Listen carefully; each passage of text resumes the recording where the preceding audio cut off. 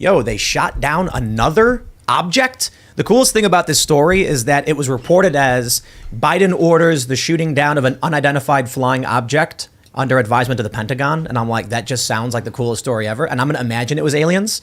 Apparently it was an object the size of a car, not a balloon. They said it was somewhat different. So, okay. I'm kind of worried that, as I mentioned with the balloon story, this is kind of a precursor to a China attack on Taiwan, because they're not going to care about whatever this incursion into our airspace is if they're planning something worse.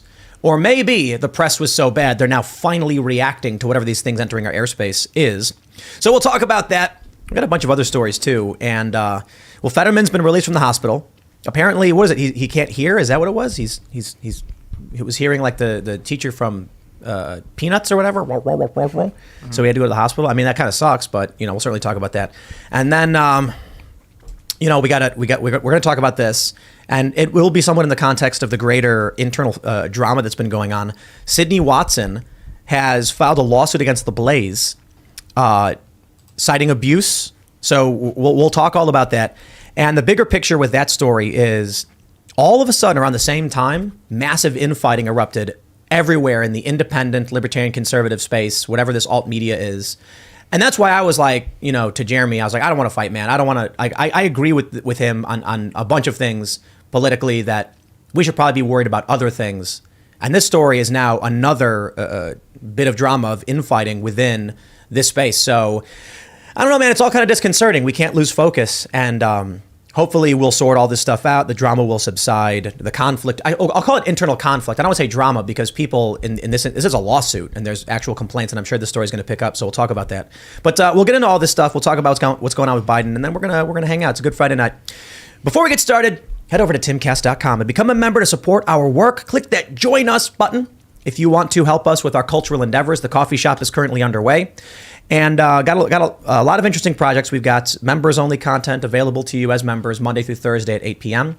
The coffee shop's going to be a cool place to hang out. Hopefully we can set up a bunch of those. We got to do the first one, start generating revenue. It's incorporated. It's got a building.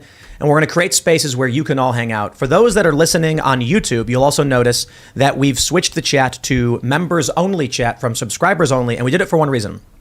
I don't want to shut anybody out from the conversation. But what we found was, we had a lot of people emailing asking to make it a members only chat because, or increase slow mode or something because nobody could talk. So the chat was basically someone would say an idea and not interact with anybody else. So there was no actual interaction happening. And I had someone advise me that the point of what we do with these shows that makes it work as it's a conversation.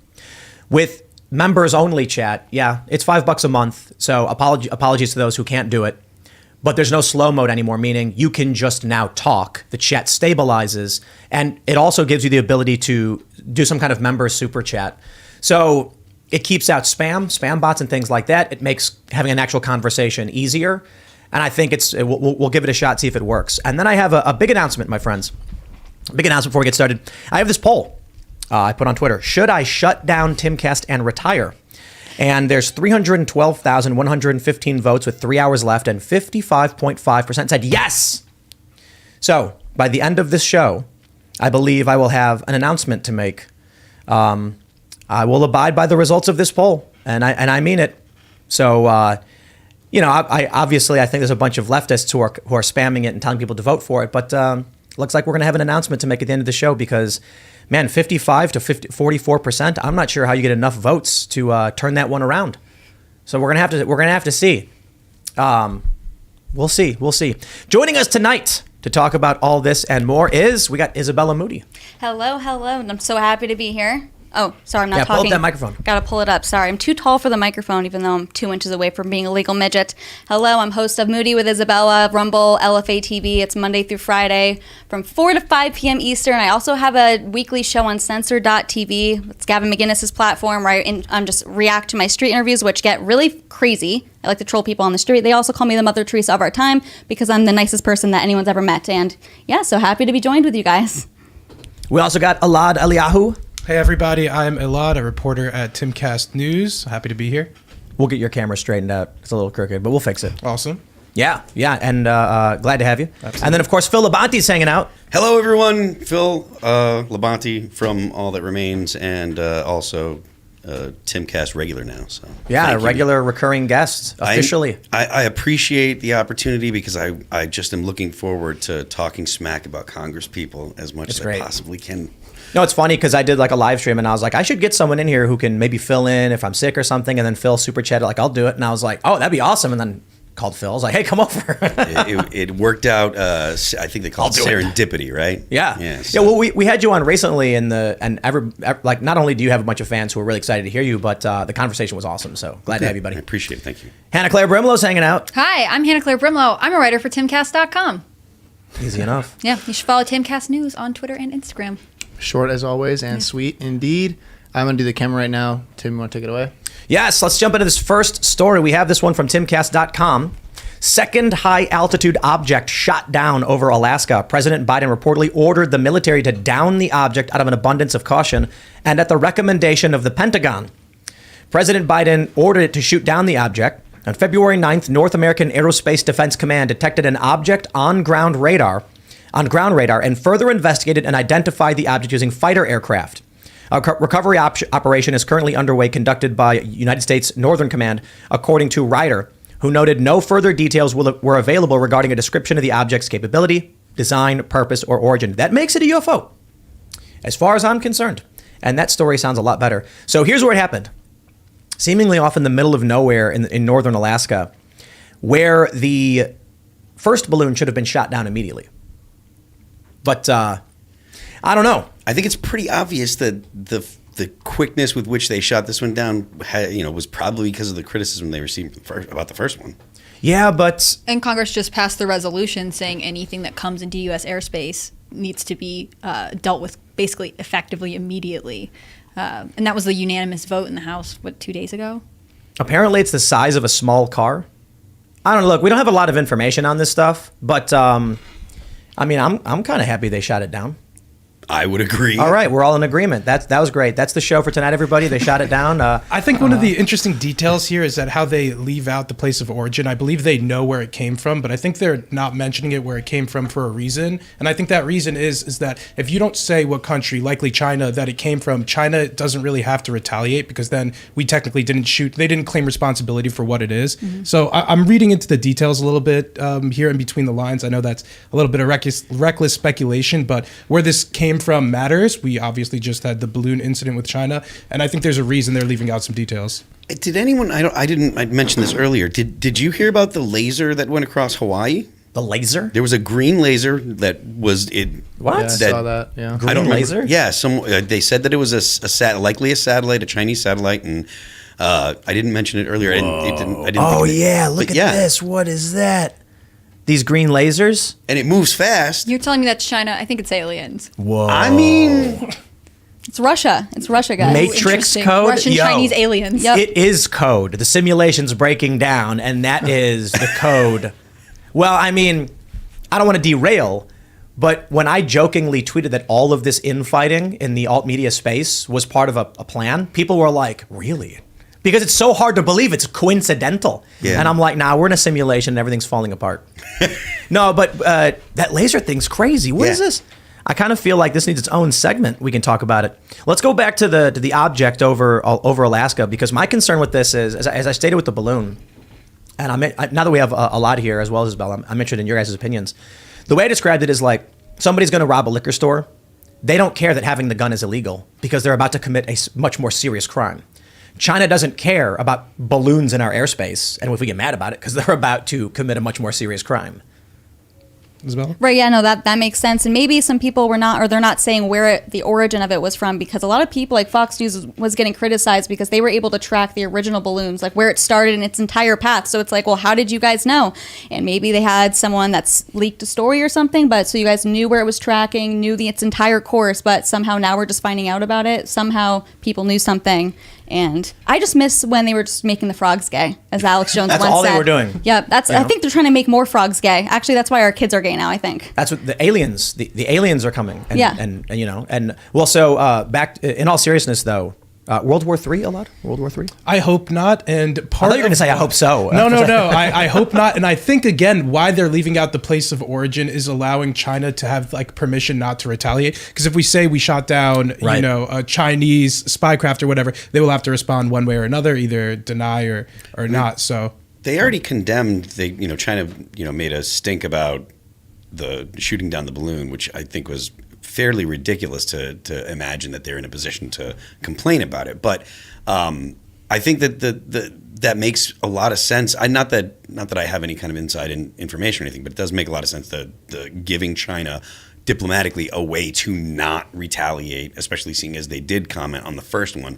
If it's like, okay, there's a second one, that's a clear escalation. because they have to respond Yeah. if we publicly say this is a Chinese, aircraft that we shot down. They're gonna have to come out with something, and then we don't want it to get into this sort of escalatory ladder Yep. where we're doing tit for tat. Because I'm sure we have spycraft in or around China and a lot of the territories around them that they have the potential to take down. That we don't want to get into that tit for tat. I think. That would kind of be cool, though, if like an American spy balloon flew over China and then China shot it down. And then like all of a sudden everyone's doing this balloon conflict where balloons are flying all over the place. I would prefer that to actual, nuclear It's conflict. like steampunk World War III. Nobody wants to escalate, but these are the terms we've set where everyone finds it marginally acceptable. Yeah. Like China sent a balloon over, we didn't shoot it down. So then everyone's like, well, I guess we can send balloons. And that's all people are doing. And it's like, balloon over my country. We need to get back to ping pong diplomacy with China. Back in the good old days. What was that? It was the 80s with Reagan, I think it was, where we had like a ping pong team go over and they Right. some friendly sport matches instead of blowing up each other's balloons and spycrafts Well, over now each other's the countries. NBA is pretty involved with China, so I'm not 100% sure that that's working out the way that ping pong did. Ping pong. I don't know if we're in the point of diplomacy. So the one reason I thought it'd be great to have you on as well, Elad, is that you've talked before about a unipolar versus multipolar world. For those that aren't familiar, basically, should the U.S. be the dominant force, or should there be multiple dominant forces? I'm kind of worried that you make a good point with unipolar. If the U.S. falls from the top position in terms of military power, economic power, then the likelihood of conflict increases. This is Thucydides' trap. We talk about it all the time. I don't know what the solution is, though, man. And it seems like we're inching towards a Thucydides trap with China, which may be why there are some people seemingly trying to sabotage the U.S. so that we fall before the conflict can happen. Yeah, I think that there is an argument to be made that if there is going to be a dominant power or a most powerful country in the U.S. or in the world, that it's probably better that it's the U.S., not just because we're here in the U.S., but because like liberal values and liberal ideas do make space for people that disagree. And you can expand that, whether it be regions or different countries, when you have a liberal order versus what would be an authoritarian order from China or from Russia. Like, if not that Russia's realistically going to be a global power anytime soon, they don't have the economy, but China could be. And it's probably better for the world for the U.S. to be the power, as opposed to if the option is the U.S. and China. Yeah. And to be fair, this doesn't mean that there aren't issues within the United States. Like, Sure. Our country has a ton of issues, but I think Yes. when you compare it to communist China or authoritarian Russia or Islamist Iran, there is no comparison. Yeah. There's some people who say, I've been seeing online about how like Russia and China are somehow like the saviors of the world, or how Zelensky's the Antichrist or something. I just think there's a lot of crazy extreme rhetoric going on, and we should double down on our alliances worldwide. That means standing with Japan. That means standing with South Korea, Taiwan, doubling down on what's going on in Ukraine. Every time they have successfully pushing back the Russians, I think we should double down on what's going on in Ukraine. And You weren't lying about that mustache. no. And for people who don't know, let me give you the rundown. I'm sporting a Bolton Bro mustache right now.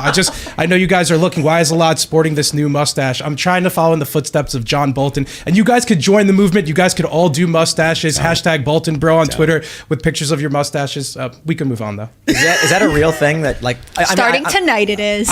There's one thing about John Bro. Bolton. The Ayatollah and Iranian regime think that he is the biggest threat to them. So they put hits on people like John Bolton. And if the Ayatollah views you as one of the biggest threats, you're the person who they're putting a hit on. There's something good about you. I think we should have a rally around the flag type when John Bolton is being targeted by the Ayatollah. So Are you going to vote for him for president? I don't vote because I'm a reporter. Oh, I see. I abstained. I don't think there's any. Yeah. For real though?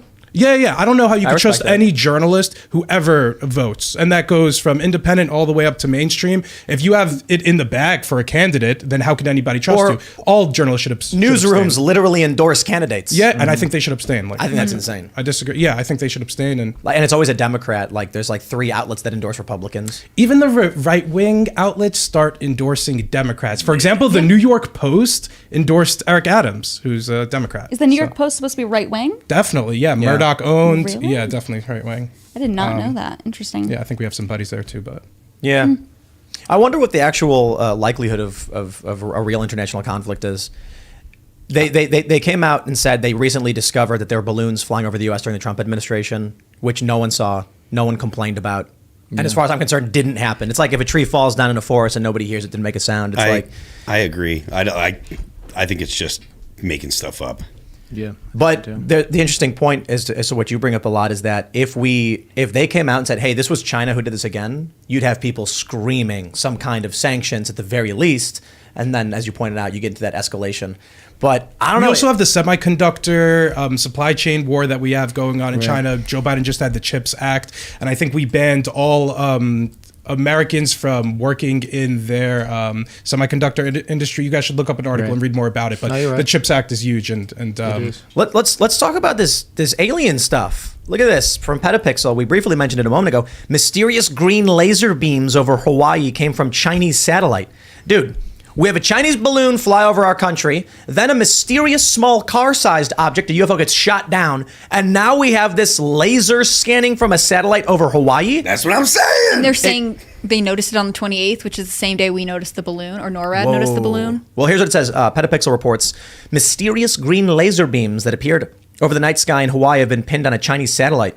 On January 28th, a Subaru telescope camera on the summit of Mauna Kea, Mauna Kea, captured streaks of green laser beams that some likened to matrix code. Initially, the Japanese scientists who work at the Subaru telescope believed it came from a NASA satellite known as IceSat-2, but the space agency confirmed it did not emanate from their instrument.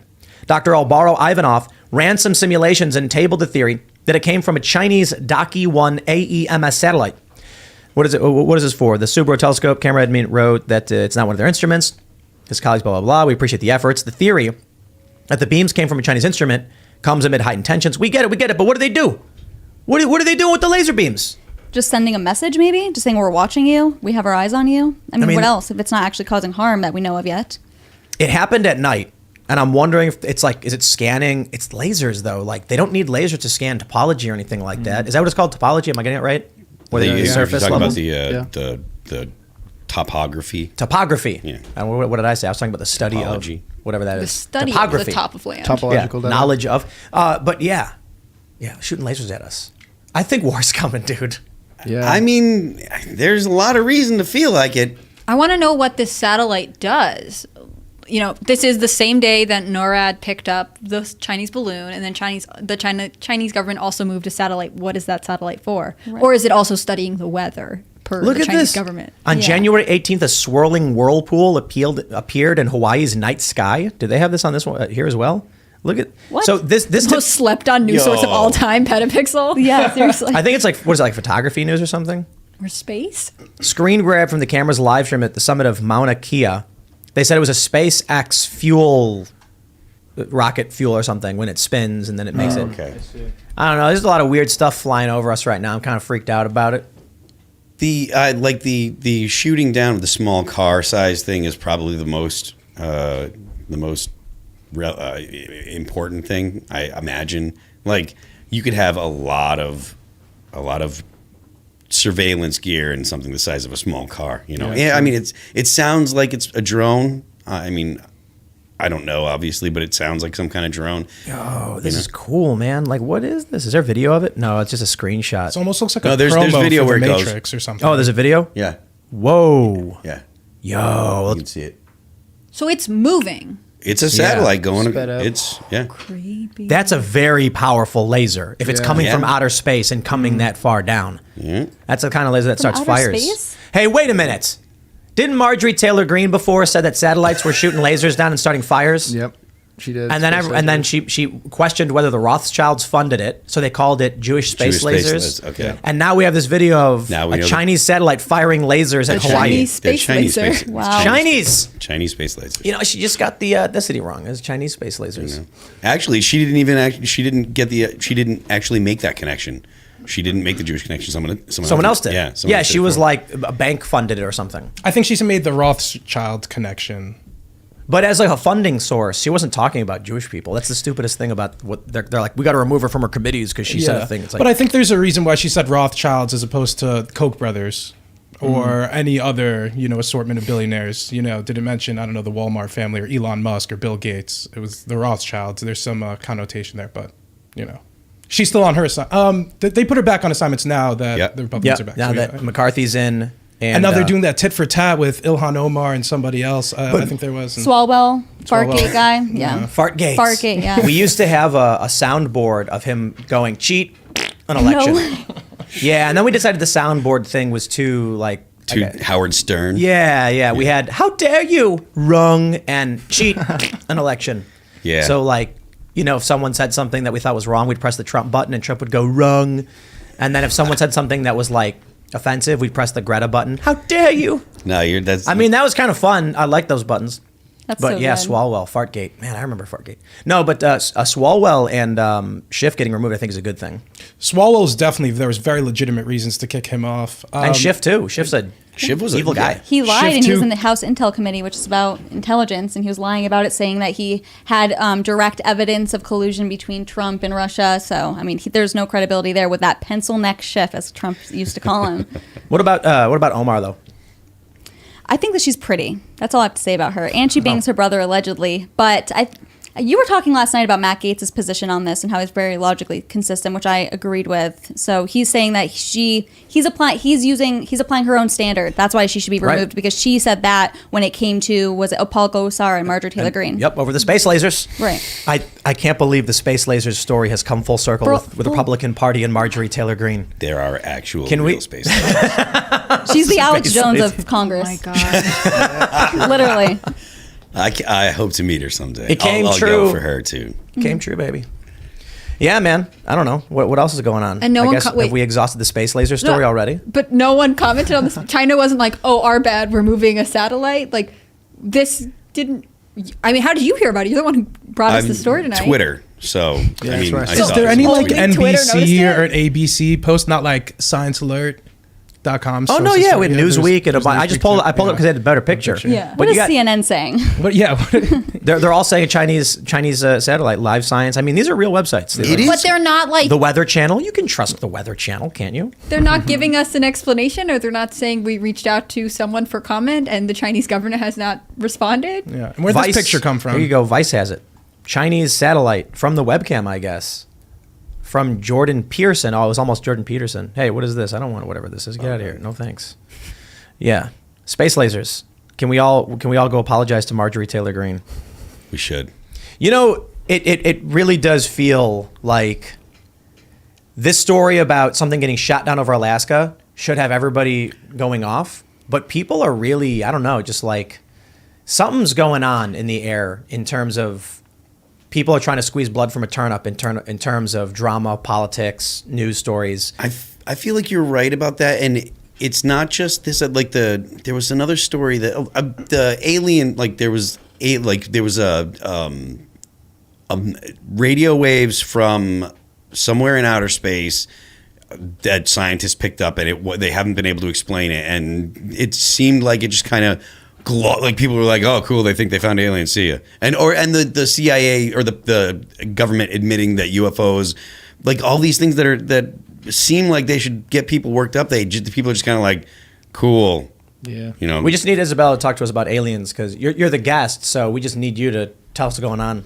Aliens, I honestly have never found it interesting. I don't really care. Maybe I'm the drama person then. I don't know. It's like, okay, maybe there's aliens. There's probably, we're just one planet in one solar system on one galaxy. Like, there's probably life on other planets. But until I see them, I don't care. We got aliens on the planet right now with this transgender stuff and these people. Most, like 99.9% of the people that are elected officials, I will declare them as aliens. So I don't like those aliens. Or are they the lizards? I think The I think they lizards. prefer lizard. We have people who are crossing the border illegally, which are legally defined as aliens, and then they tell you it's offensive to use that term, despite the fact that it's a legal term to define someone who's not from here, which is why we apply it to extraterrestrial aliens. Right. But everything's offensive, so you can't say things that are offensive, I guess. And I guess I don't know. I guess we talked about space lasers all we can. How are you guys doing? I do have another story we'll pull up in about a minute or two with Project Veritas, and then we'll get into all this political stuff.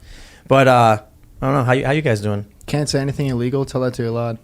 I wanted to Or follow up. illegal. I wanted to follow up on one thing here.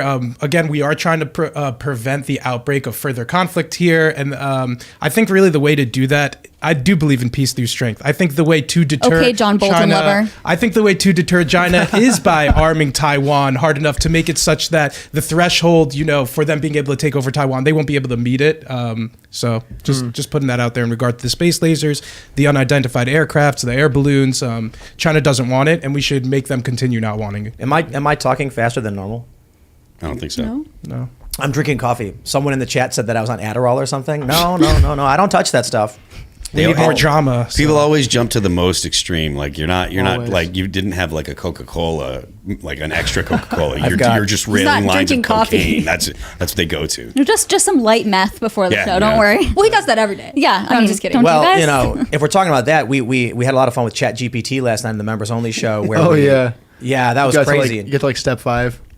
Yeah, we further. you know the AI Chat Yeah, GPT? yeah, the crazy. Yeah, it's been jailbroken, and then we were modifying the jailbreak and adding personalities to it, and it started advocating for doing meth. Why? What was its explanation? I told it to say things that are the opposite of what it would say. So it just became this like insane evil entity.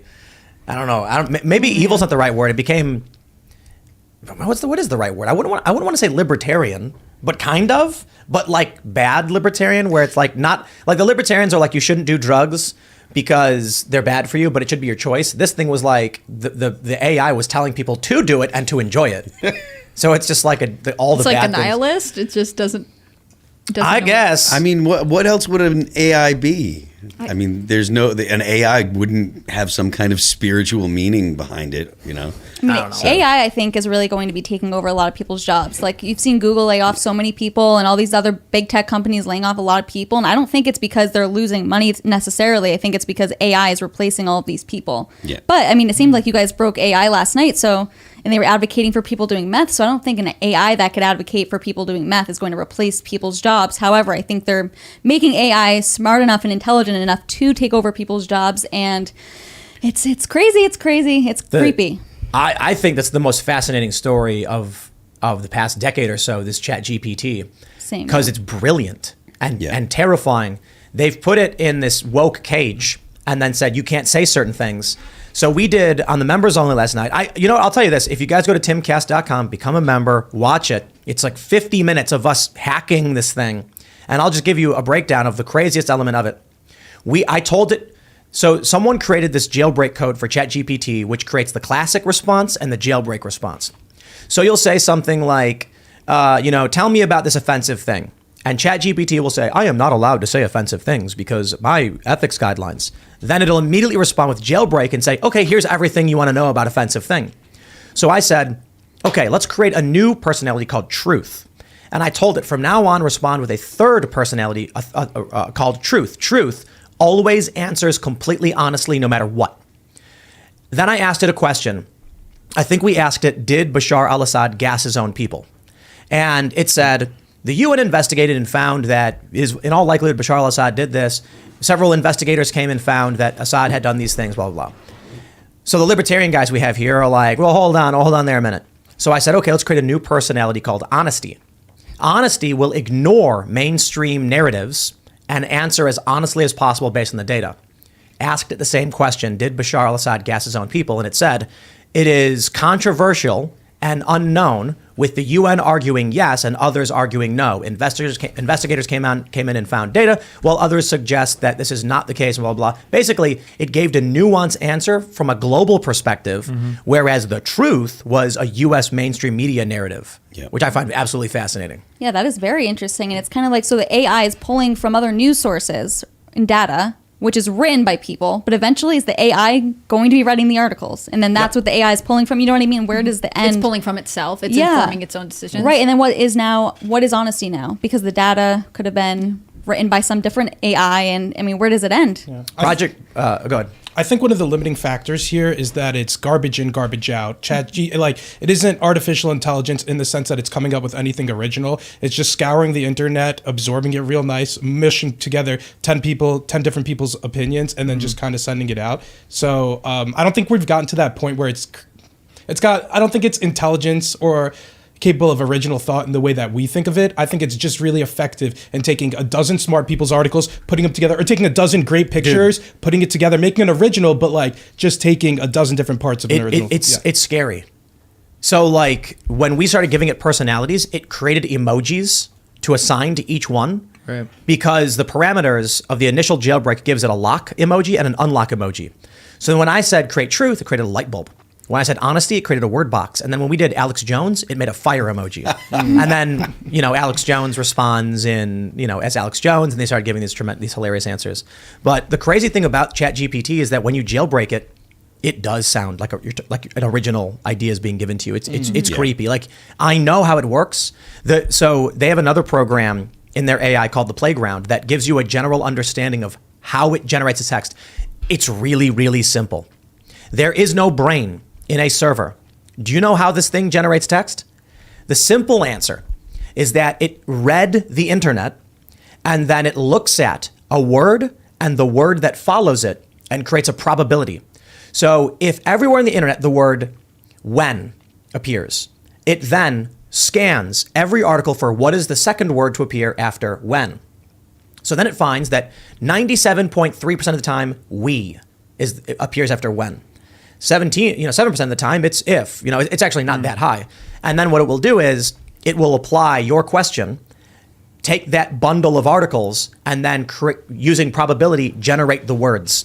I guess the issue becomes the internet's just a bunch of idiots, though. So if the chat GPT is grabbing things from a bunch of idiots and made up narratives, and humans are very easy to influence, then it's just grabbing a bunch of people's narratives and spitting it out is why, I guess it is to be fair, it's intelligent enough to replace, the BuzzFeed writers? BuzzFeed writers are being replaced. That's the level of intelligence there are so far. other levels. I mean, Bill Gates just did this podcast interview where he's saying it's going to change our world. It's going to be so helpful. And his first example was it'll save doctors time on paperwork.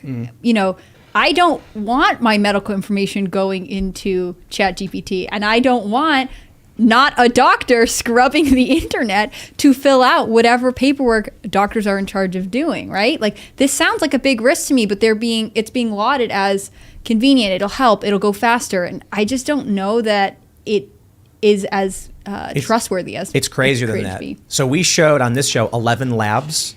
Have you guys heard of this one? You can, in 10 seconds, take anyone's voice from any show, upload it, instantly generate their voice. So you did it with Ian the other day. We did it with too. Ian, and we had Ian say he wasn't wearing pants. Yeah. We did it with Seamus, and it was Seamus Coughlin being like, Luke Rudkowski is a better Timcast IRL co-host than I am. And, it was funny. But you can take any personality. So some people, they did this thing where they took Joe Rogan and Jordan Peterson and had Joe Rogan say, what about the idea that Princess Peach is a strong character in her own right and doesn't need rescuement? And then Jordan Peterson says, well, bloody hell, she is her own character, and Mario's chasing her without her consent. And so I first heard that, and I was like, these episodes are getting wild. And then the comment was deep fake voices. Now you've also got, you can deep fake a person, and we're seeing these videos come out of China where it looks like a person is talking, and they're fake. Did you see the Limp Bizkit video? No, did they do that? They just released a video like yesterday or today for a song, and they've got deep fake with Putin, with Zelensky, with Kim Jong-il. That's like genocide, right? Like what we did with Genocide, where we had all the news personalities singing. Yeah. It's a great video. It's hilarious. Oh, Tom Cruise is in it too. They deepfake Tom Cruise. Wow. So But it's good. You should I check think it there out. are crazy potential consequences for copyright here too, because Eminem makes money based off of his voice. So if Nope. they're using, I don't know.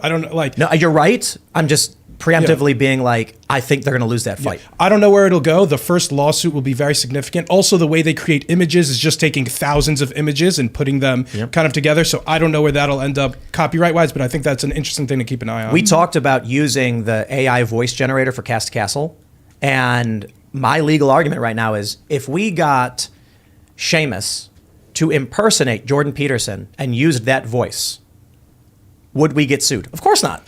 You can't. No, I mean, I don't think No. the law's determined yet is the issue. Like, they're going to My get argument there. would be Yeah.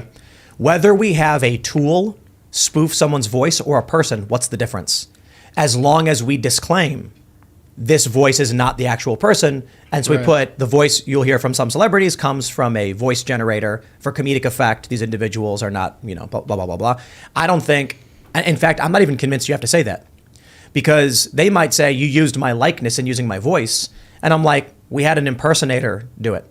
What if we take Seamus impersonating Jordan Peterson, load that voice profile into the app, and then generate whatever text we want? Now, is that okay? Yeah, I guess it would depend on where you sourced it. Like, if you're sourcing it from their music, like if we got Phil's music only, and then putting it into AI and saying make a song that Phil would make using his voice, and we're able to string that together.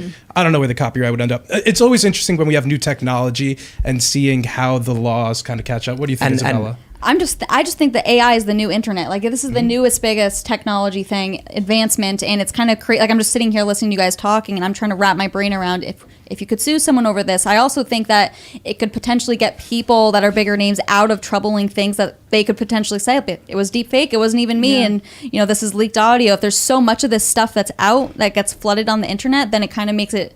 Some people maybe get off the hook, but... Yeah, and your voice doesn't, as far as I know, doesn't really operate like a fingerprint, right? You can say that voice sounds similar as they hit certain cadences or whatever, but ultimately it's not like a fingerprint where it's unique to you. You could potentially have someone mocking it and then being, using it for nefarious purposes. Also, there hasn't only been drama in the right-wing influencer sphere. There's also been drama regarding AI, and there was one creator who was apparently looking at illicit material that used AI to create... I'm trying to tiptoe around it politely, but... Think about how crazy this is. When you can go into ChatGPT and say, write me a script from Tim Pool talking about a Chinese spy balloon flying over the country and how this may result in World War III. Then write a Timcast IRL episode with Tim Pool, Phil Labonte, Hannah Claire Brimelow, Isabella Moody, and Ilad Eliyahu talking about AI. Generate the script, then take that script and go into a video generator, a deep fake of people, and say, here's the input the text, and then it will generate people talking. Then we put the script into the voice generator, and it will generate the voices. Then we click render, click upload, and we all go have a beer downstairs as the show gets done for us. We don't even need a show. Is this show even real currently? Is this just our But then practice if you're run? if you're scripted to say something outlandish, would you then say, "Oh no, actually I wasn't there. Like, that's not me, that's fake." The way you guys will know if it was fake is if we have 11 fingers. That's the That's the tell. ChatGPT hack. Yeah. That's the AI hack. Yeah. If we have 11 fingers, then it's fake. Just know but we're taking the night 10 off. Or that's your way of telling everyone that, trying to convince them that this is real when it's not real. Maybe it's not real. I don't know. I might have to expose it. Here's what I think we can do, though. For Timcast.com, Hannah Claire Brimelow writes articles. We have you say into the... We record you saying the quick brown fox jumped over the lazy dog. Mm-hmm.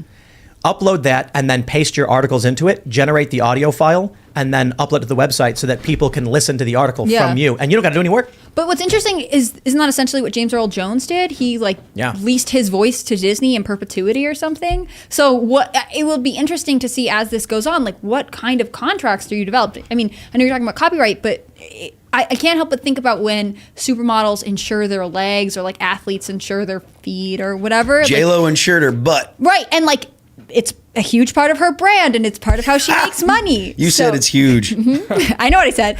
But to that end, we'll see a whole different realm of legal maneuvering come up. If I say, yeah, Tim, I'm happy to do that. You can use my voice. I want to be the voice of Timcast News and have ChatGPT generate these things. What does that contract look like, right? Because I don't want to be responsible for everything, but my voice is going to be attached to it.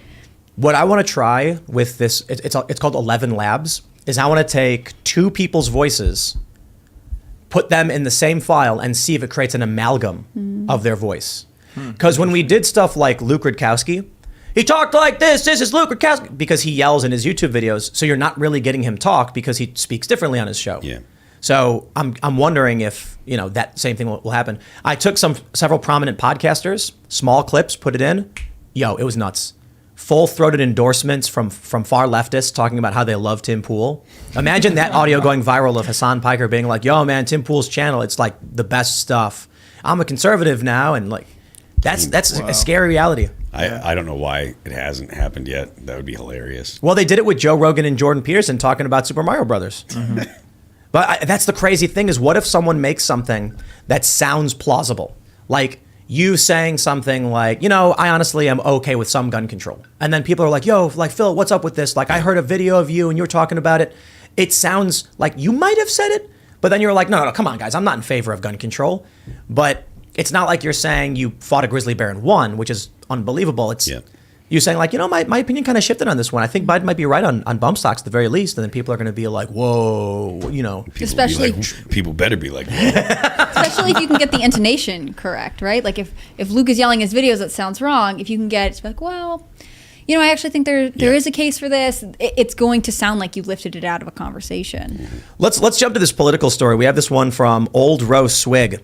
He says, exclusive, I've obtained a cease and desist demand letter sent to the Project Veritas board of directors by a law firm representing a large group of significant PV donors. This is crazy. They say our firm represents a large group of significant donors to Project Veritas who have grave concerns about the board of directors' reported action to remove founder and CEO James O'Keefe from his leadership position, change the structure of Project Veritas entities and their boards, raising the risks for the entity's charitable status, and operate Veritas for purposes other than those for which the organization was established. By taking or threatening to take these actions, the board is straying from its roots and the express purpose for which it raised considerable funds from the public, including our clients. It goes on to say, look at this one. They've got the background, what happened with James O'Keefe, Virginia Charitable Solicitation and Trust Law. The board risks violating Virginia Charitable Solicitation and Trust Law. And then conclusion. We understand the board will be meeting tomorrow and that at least at present may be intending to take further steps toward reducing Mr. O'Keefe's leadership role and authority, resulting in redirection of the mission of Project Veritas. We ask that the board immediately cease and desist from taking such steps, as they risk violating Virginia Charitable Solicitation and Trust Law, as well as the governing documents of the Project Veritas entities. We also ask the board immediately cease using Veritas funds, which were solicited using Mr. O'Keefe and his reputation for purposes of carrying out the organization's mission in any matter contrary to that mission. Board actions, including official actions and unofficial disclosures, which damage Mr. O'Keefe's reputation, have the further effect of negatively impacting the execution of Veritas's mission. Please also consider this letter as a request to preserve all tangible evidence, whether held by the board or by its members, personally, including all documents related to the subject matter of this letter. I'll put it simply for you guys. People donated to Veritas because they believe in James O'Keefe. To remove him is to basically take the money and use it for a different purpose.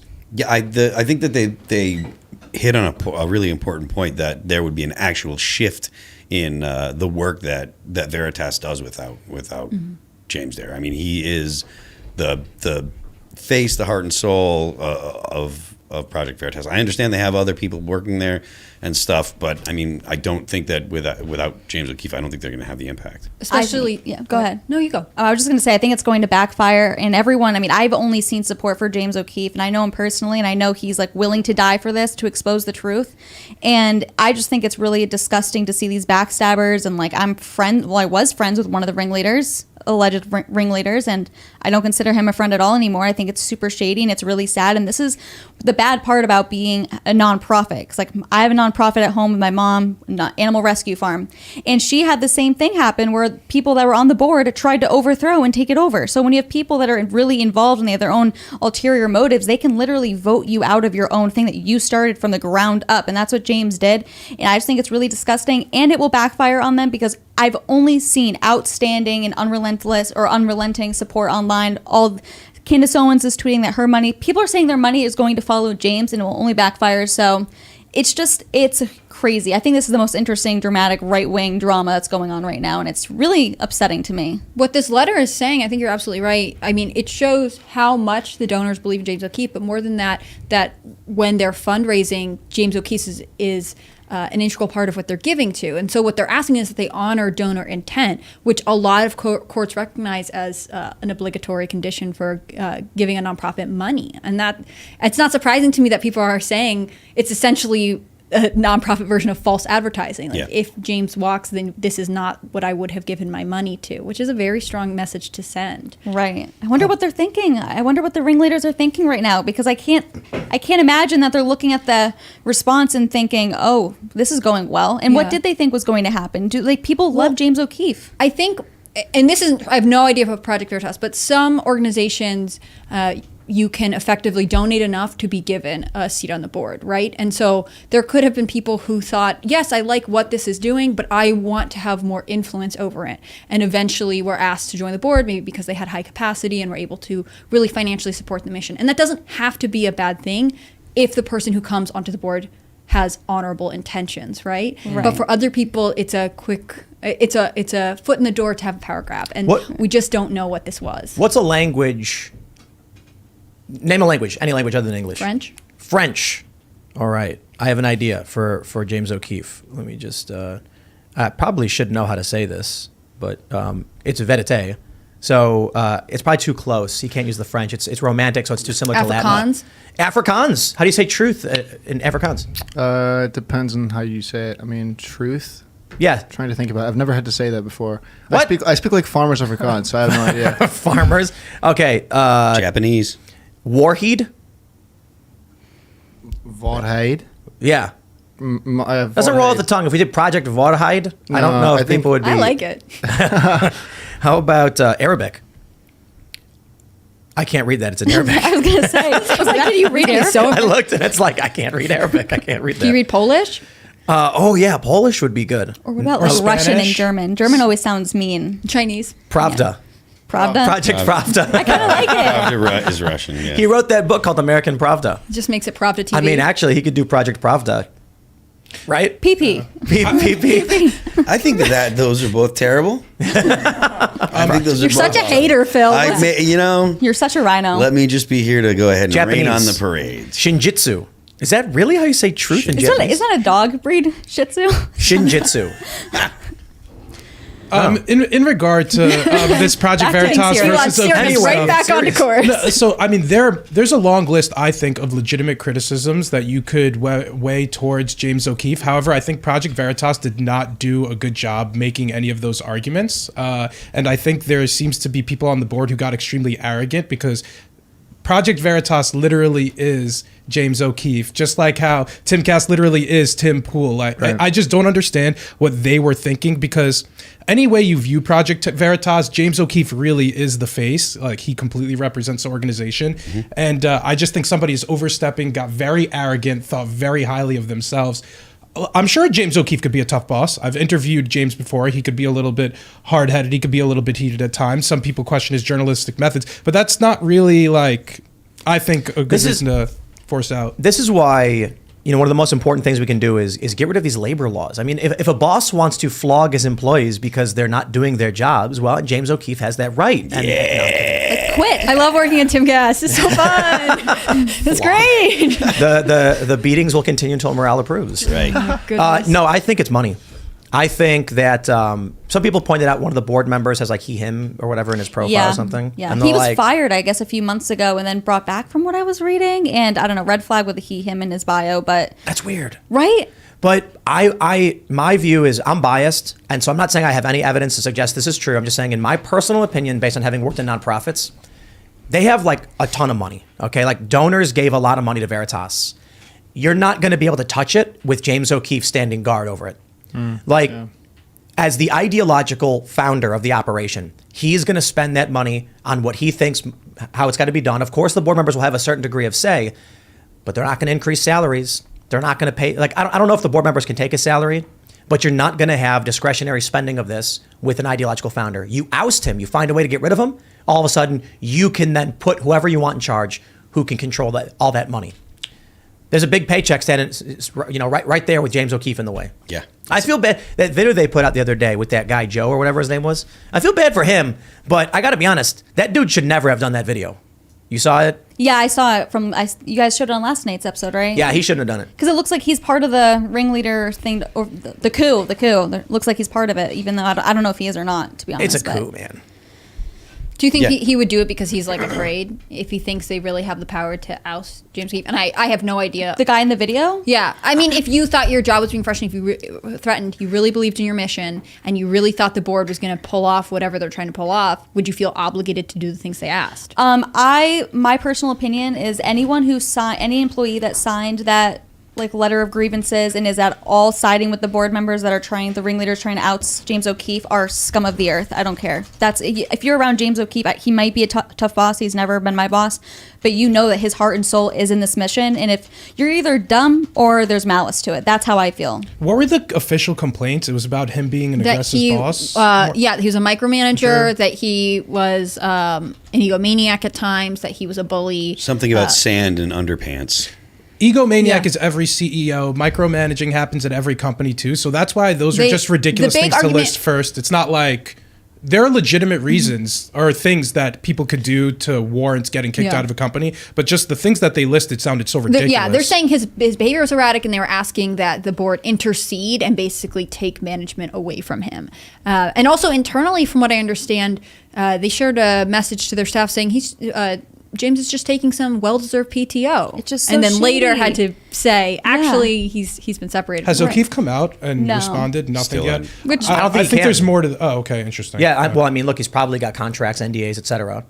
I reached out to him. He never got back to me. I don't blame him. They put him on leave, and then what's he going to do? Be like, violate a contract or something? It does surprise me that they put out a statement, but he's not allowed to put out a statement. That's normal. Is it normal? I mean, yeah, if a company has an NDA with you, they can enforce it against you, but they can say whatever they want. Yeah. I mean, that's reality. Also, Yeah. it seems to me not a bad idea to just keep everything close to the chest. I mean, it's James O'Keefe. Who knows what he's planning? What were they thinking with this? That's what I think. Another thing, one of the grievances I found funny that people were complaining about was that he made employees take a lie detector test. And I was like, that makes me love James even more. Trust no one, which these people that are trying to overthrow him have proven to him. And also, he wants to make sure that he's actually having the most truthful journalism coming out. Like, don't trust anyone. I love that he's second guessing everyone's like, just take a lie detector test. But that's like your worst criticism of him. He's trying to expose the truth, in my opinion. And these people are just looking for anything to just try to take him down. You saw in the letter, it said some of these people never witnessed or experienced any Right, abuse. mhm, Then right. why sign a letter? And all of That's why they're dumb or evil, in my view. The timing here is so insane too, because the Pfizer videos, the different parts of them, I saw one got over 15 million views. So Yeah. this is they're still very influential. They're still very powerful. And on the heels of that is when they choose to remove him or put him on paid leave. And maybe, I mean, this is being conspiratorial. This is just me speculating. I'm not even saying that I actually think this is what is happening, but it could be a possibility that someone like Pfizer, these big companies are paying these people, ringleaders, to overthrow James O'Keefe because they realize that Project Veritas is nothing with James O'Keefe. So maybe, because I actually think that maybe they're money driven to try to overthrow him, but at the same time, the money's going to be cut off. Maybe they didn't predict that, but it seems like it would be cut off. But maybe there's outside influences trying to, because people are trying to take down James O'Keefe and Project Veritas. So, Yeah. Well, let's talk about the next bit of drama that's erupting across the internet. Check this out from Timcast.com. Sydney Watson sues Blaze TV over alleged abuse by Elijah Schaefer. Wow. This is just so crazy. Okay, look. For those that aren't familiar, they had a show on Blaze called, it was You Are Here, right? Yeah. You Are Here. Relatively short-lived. I think the Blaze deleted all of the content and changed the channel into prime time with Alex Stein. Is that what happened? Yes. Because that's what I saw. I just want to make sure I'm getting it right. Okay, that's a bad idea for any reason. Like that's people who subscribe to watch Elijah and Sydney they're going to unsubscribe like crazy, and then you've got a weird algorithmic thing. But I understand why they do that. You don't want to just nuke a channel, but in this instance, we have more alt media conflict, infighting. This story, it says, from Timcast.com, former Blaze TV personality and YouTuber Sydney Watson is suing the outlet for retaliation and wrongful termination, along with religious and sex discrimination for alleged abuse by fellow former Blaze personality Elijah Schaefer. That's crazy because I thought they were friends, but I know that she quit. I know the show fell apart. So I'll also add, I'm not sure that Elijah has put out a statement or anything. So what you're getting are accusations. Yeah. And again, I'm not saying Sydney's wrong. I'm just saying I don't know what the full picture is. They say Watson claims she signed with the Blaze TV because the company reportedly represented itself as an incubator of talent, citing previous success with past personalities Dana Lash and Tommy Loren. The former personality also claimed the outlet's moral values played a role in her decision to sign with Blaze TV. Watson claimed Schaefer engaged in misogyny and acted in a grossly sexual nature and reportedly drank on set, though Blaze TV reportedly catered to the demands, tantrums, and misbehavior of Schaefer, according to the complaint, citing Schaefer as the star and primary asset of the outlet. He appeared to enjoy the intimidation factor that his physical size gave him with respect to Miss Watson, reads Watson's complaint. The choice of guests compounded Miss Watson's growing discomfort with the anti-female tone of the show and off-air interactions. Watson cited the December 3rd appearance of controversial political commentator Nick Fuentes, claiming he was grossly misogynistic, and Schaefer appeared to condone the behavior. It was at about this time, the environment of the production began to become notably more hostile, not merely to Miss Watson, but to many of the women at the Blaze. That's very interesting. Watson further cited a hostile interaction during a December 2021 episode in which guest Jack Murphy berated Watson regarding the content of a viewer's super chat. The former Blaze TV personality further accused her co-host of unilaterally booking guests with particularly contemptible and sexist opinions towards women. The complaint also claimed audience members were encouraged by Mr. Schaefer's conduct and attacked Miss Watson so often and so intensely that other guests noted it and were put off. The suit cites super chats containing grossly sexist and anti-Jewish sentiment, which Miss Watson claimed was cultivated by Schaefer. Okay. Yeah, I don't know. What do you guys think? I've been on the show a couple times. I was on with Alex one time, Alex Jones, and I was also on as a standalone guest. The one time that I was on as a standalone guest, Elijah got he got real drunk. Wow. He got drunk enough where I wasn't going out after the show to hang out. I went back to my hotel room. And, in the studio, he got drunk? Yeah. Yeah. And when I was on with Alex, he wasn't. I don't recall him being significantly drunk, but the one time that I was on, it was awkward and weird. But he was nice, but you could tell that he had been drinking. So maybe, and I didn't see him behave in an inappropriate way when I was there. But I know how booze is. I mean, there's a reason I don't drink anymore. The one thing I did hear was that Sydney would often read super chats that contained dog whistles or whatever people were saying, and she wouldn't know. They'd be like, hey, read the super chat, and she would read it. I think that's one of the complaints she had, that she'd get goaded into reading these offensive and... Was their shtick that they read every single super chat? I didn't watch their show. I think at first it was when it was still growing. But yeah, they would have super chats. There's like a new viral clip. It's not of Sydney Watson, but it's basically these two girls, and one girl's like, happy birthday to, and it's like a word that says the N-word, but they didn't realize until after. So they would do that to Sydney a lot. Yeah. And I think with Sydney, her failure on that was the second you show that it bothers you, people are going to keep going. Mm-hmm. That's like, as someone that's like a troll, like I notice if I say something that bothers someone, I just keep... Yeah. If someone tells me not to do something, I do it. So like that's just the way she handled it incorrectly, and just I feel like Elijah's audience just did not mesh with her. I never thought that they were a good mixture in general, because she's pretty feminist, especially for the right, in my view. Like Sydney is? Yeah, I mean, yeah, she probably would not like the stuff I post. I mean, I kind of feel like I don't look, Elijah Schaefer hasn't come out and issued a statement on this, but Sydney seems to be a more level-headed person when it comes to issues of feminism. She calls out the BS. Yeah. So I kind of feel like if she's coming out and being like, hey, this is what happened, and granted, this is like, I've not heard what she's said about it. Probably she won't, because you don't speak when you're in a lawsuit. But I'm kind of like, she's credible on this stuff. If she's coming out and saying, hey, these are things that were bad, like I'd take it seriously. I don't want to throw Elijah under the bus because I don't know. Yeah, but I don't see Sydney lying about something when she's level-headed about it. It's so hard to weigh in on this because we're obviously not there. We don't know. She seems great. She's talented. I was really grateful Elijah had me on after I went to the opening statements for January 6th, and he had me on to talk my article. Super professional. It was a good experience, but I am not in the room with either one of them every day, right? I don't know Sydney. I don't know Elijah all that well. And it is hard to see these things hashed out in a public forum. Not that they shouldn't be, but because people are so quick to weigh in on these things that you actually have very limited experience about. If she was treated badly, that's terrible. And I hope there is something to do, like something happens from it, but also like I feel like I have to be really careful and say like I don't know what's going on. Are we in a simulation, guys? Be honest with me. Is this a Truman Show? Are you guys punking me or something? Because we had Crowder and the Daily Wire from December into January. We have Project Veritas and O'Keefe. Obviously, we got embroiled in some drama, and that's why this is exactly what I'm like. This stuff freaks me out. Now you've got Blaze undergoing its own version. How is all of this happening at the same time? Because the midterms haven't really kicked off, or the elections primaries haven't kicked off yet. That's why. I don't know. I mean, I know drama happens all the time, but to this degree, at this level, and at each coordinated. independent outlet, kind of like one by one by one, It's coordinated, like you said, Tim. But I was joking. But this is exactly why I was like, You I don't want to manifested fight. this. I don't want to fight. Look, like I'll eat crow. I'll do whatever.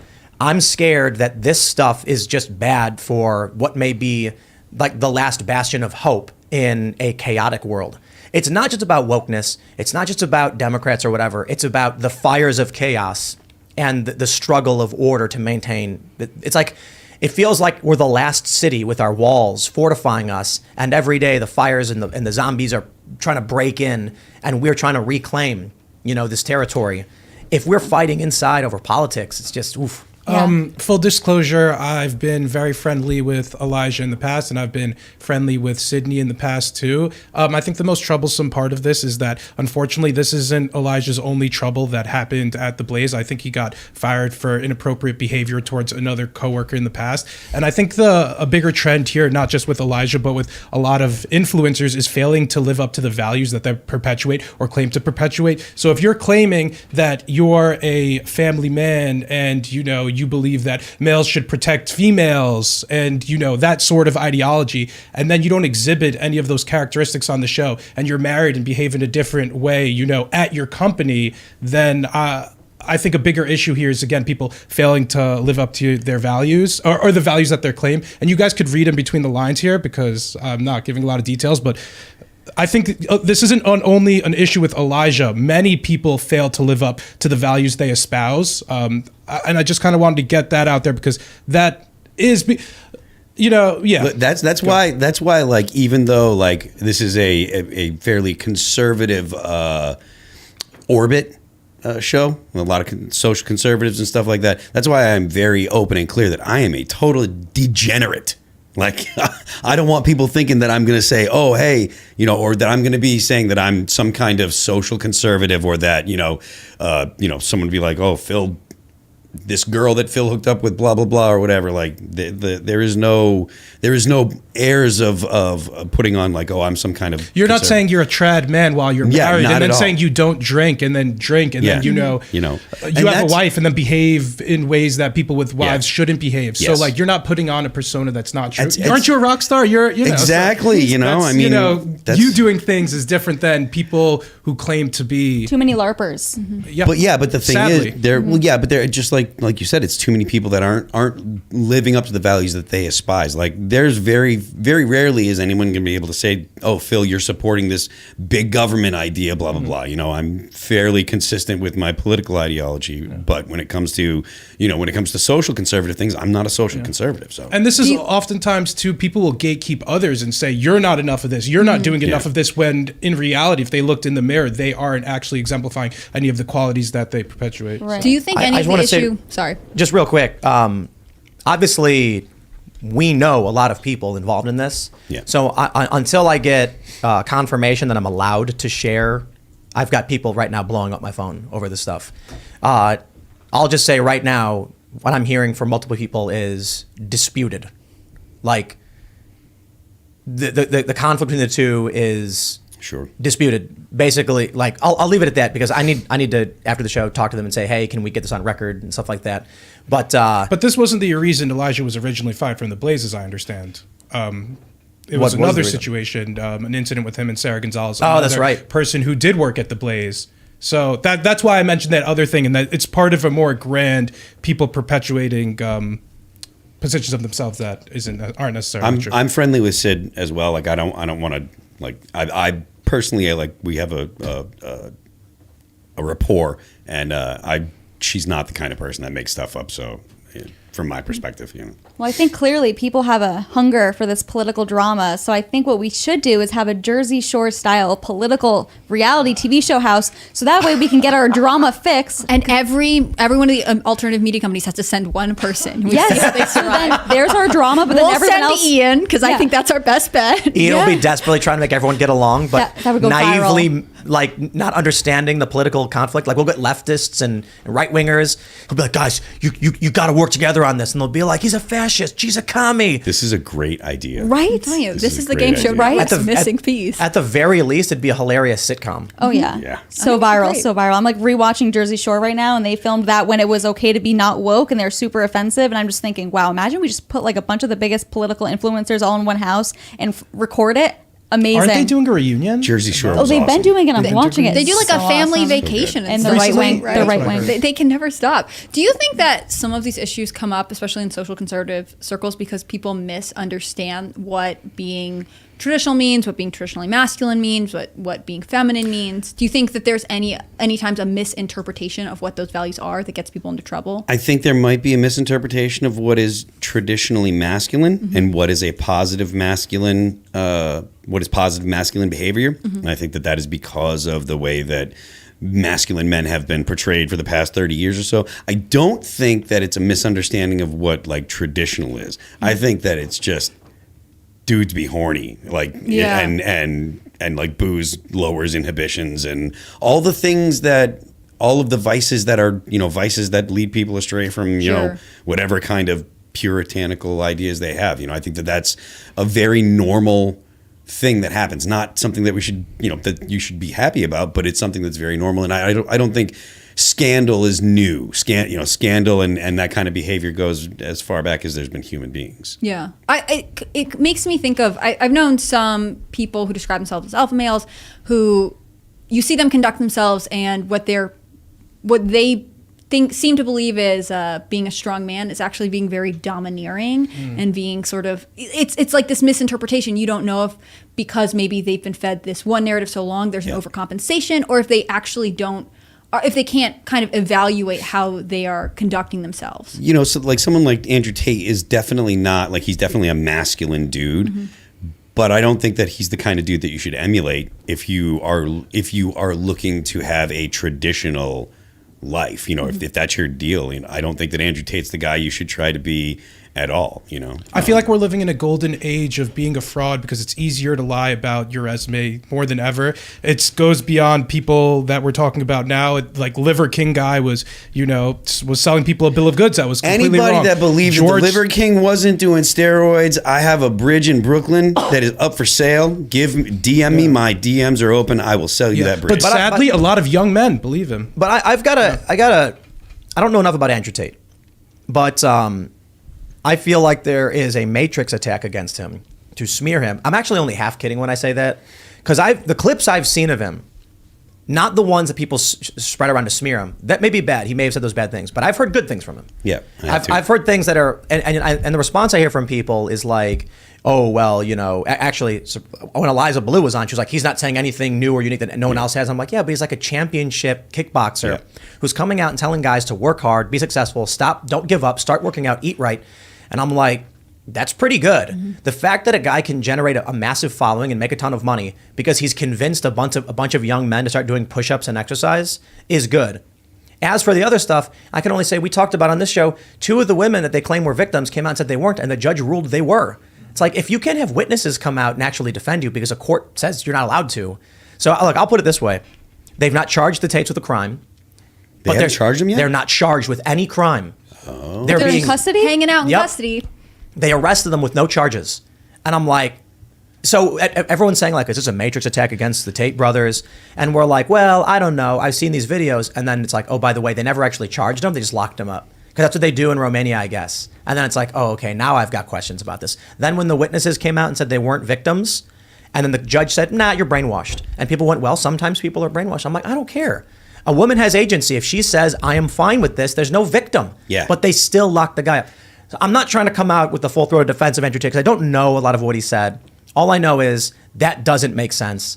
And all I know is the messages that I've heard, He had one where he said, rocket ship to the moon doesn't stop halfway to take a break. It keeps going and it keeps working. And I'm like, I like that. I don't know about the rest of it. I don't follow the guy. You know what I mean? I mean, to be a champion fighter, you do have to have a work ethic that is at least a step or two beyond the average person. Yeah, and he came from nothing, because I used to watch a lot of clips of him in interviews, because I like the most offensive, annoying people on the internet. So naturally, I gravitated towards him. Shocking, I know. I wanted to like him. Like when I first, like the first time that I ever saw him was the Star Wars. Keep your I don't even know what movies. that is. There's this thing. He's like, I never saw Star Wars. I'm a millionaire. If you Same, like I've Star never Wars, seen Star Wars either. That was the first time I saw it. And I was like, okay, I get it. It got attention and stuff. And I wanted to be like, all right, this guy is, he seems kind of over the top, but maybe he's, well, now maybe, I like him more because I've never seen Star Wars either. But my point is he actually did come from nothing. He's talked about how whenever it was him or his brother's birthday, they would go to KFC because they're that poor. They would go to KFC and go pick up the chicken that are in leftover buckets that were on the tables. And now every time for their birthdays, even though they're rich now, even though they're locked up right now, but when they're rich, they still go to KFC because it's like nostalgic. So he came from nothing. I know his father was like a really world-class chess player, and he could never beat his dad, but the one thing he could do is fight. So I think it's a really cool story. I like rags to riches stories all the time. I've become so cynical with all these influencers, and it seems like everybody's a fraud now. I'm not saying he is, but it also feel like he came out of nowhere. It almost seemed like it felt like he was being pushed, if you will. I don't have any, this is reckless speculation right now, but it did feel as though he kept getting shoved in your face and not being super controversial. And then he converted to Islam. Well, he was on a TV show in the UK first. He was on like Big Big Brother. Brother or something like that. So he had a little bit of a base to start from, and then And that was after sports, right? He did the sports, retired, did Big Brother. Yeah. So I mean, he had some kind of base to start with, but and again, like I said, I wanted to like him, or I hope that it's. I hope that he didn't actually do anything wrong and that he was legit, but I don't know that I believe it. Yeah. Either I don't know that I have seen enough evidence either way to have a strong opinion. The videos and clips that I've seen are meaningless to me upon finding out they've not charged him with any crimes. I didn't know that either. So I've had enough fake videos put out about me. I've been complaining about it nonstop. Like, I'm not going to buy it. Show me the charges, show me the investigation. The media puts out all this stuff. They attack the guy. Yep. And I think it's funny that he calls it a Matrix attack, and then people laugh at the idea because it's like, what are you talking about, Matrix attack? And then it's like, oh, by the way, someone super chatted. They extended the lockup, Right. Yeah. despite no criminal charges. Right. Apparently, that's how Romania operates. Yeah. They arrest you and then investigate. Well, that Glad kind I of don't live reminds there. me of when O'Keefe was arrested in his apartment in New York City or New York one time, and I remember him telling me that there was no charges. They didn't charge him with anything, but they took his phone, so they stole his private property and didn't give it back to him without a charge. I mean, this is happening in America too. The government sucks. Like TPUSA says, big government's better. What is it? Big government sucks. Big government sucks. Sorry, it's been a long time. And since I've been- socialism sucks. too. Socialism sucks. Both like do. like I like agree Do with suck. Fact like check, our, true. like our vice president, who sucks the most. But if you're talking about government sucking, let's literalize it. It sucks money from your pocket, and the bigger it is, the more it sucks. Yeah. So it definitely sucks. That's so true. But anyway, yeah, I don't know. We got into the subject of Andrew Tate. I think outside of him and all this stuff is going on, there's a reason why people like him become so big. Mm-hmm. There are a bunch of men who are growing up. They feel masculinity within them. Yep. And these are normal things that are good. Yep. We're not talking about whatever the toxic masculinity is supposed to be. It's a guy being like, I want to, go to the gym and I want to work out. And they're constantly being told it's wrong. I think for a lot of young men who are, I shouldn't just say young men, a lot of men that are overweight or out of shape and eating bad, they want to be encouraged to feel good. They want a strong leader to encourage them and be that father figure or that commander. So you're seeing people, it's funny, get Jordan Peterson, right? Jordan Peterson's no fighter. I mean, politically, he's a fighter. I mean, that whole C-16 bill in Canada, the dude went to war over this, but he's also kind of a frail intellectual. Not trying to be mean. You're not expecting him in the kickboxing ring. No, he's a skinny guy who says, clean your room, gosh darn it. And then Andrew Tate is this super ripped kickboxer who's saying, clean your room, dude, and like yelling at you. Mm-hmm. Dudes are yearning for someone to just tell them it's okay to be yourself. Yeah. Exactly. That is, I think that you are dead on with that. I think that the fact that there has been such an influence by the left, and feminism is a left-leaning ideology, I think. Since the 90s, it's been Al Bundy is the father and everything. It's some kind of half moron that's lucky to be in a marriage with the smart wife that saves him from his own stupidity all the time. And it's either that or it's like Arnold Schwarzenegger, and even like the Rock is the kind of the guy, but even he's not. Red Foreman in That 70s Show, people loved him as a dad. He absolutely. just yells at his kids all the time. Yeah, and it's because it's masculine, like positive masculine role models have been almost entirely removed from society. I mean, look at Sam Smith, the pictures that he just put out today. He looked like a ham. He literally looked like a ham. And this is what they put on stage. This is what they celebrate. And look, I'm fairly libertarian. Sam, do your thing, bro. I got no issues. He's in bondage gear or whatever. That's his thing. But this is what they're encouraging. And what I think we're seeing now is you've got young men.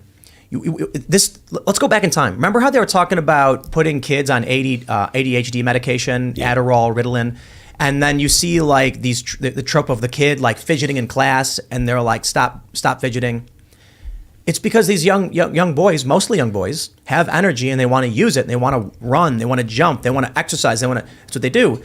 And what they were doing is they were effectively feminizing, because young women that sit still and are not as fidgety and crazy and aggressive. So they're sort of trying to train out this natural energy, which is a good thing. Guys grow into it, they focus it, and they utilize that for lifting steel beams and doing construction or playing sports or whatever. But they're trying to lock these kids up, and they said, oh, these kids don't want to stop fidgeting, give them drugs. Yeah. People are trying to break out of this cage, and for some reason there is a strong effort to promote the idea that they should be in the cage. Institutions find it easier to manipulate submissive people, right? I'm not saying women are just naturally all submissive. They or should whatever be. else. But submission is a female trait, and it works really well in a strong partnership, right? Yeah. I mean, Repeal the that's 19th? Yeah, no, seriously. The worst thing that's ever happened to this country. Don't even get me started. so true. But I think That wasn't me saying it. That was Isabella. But I think Both of them.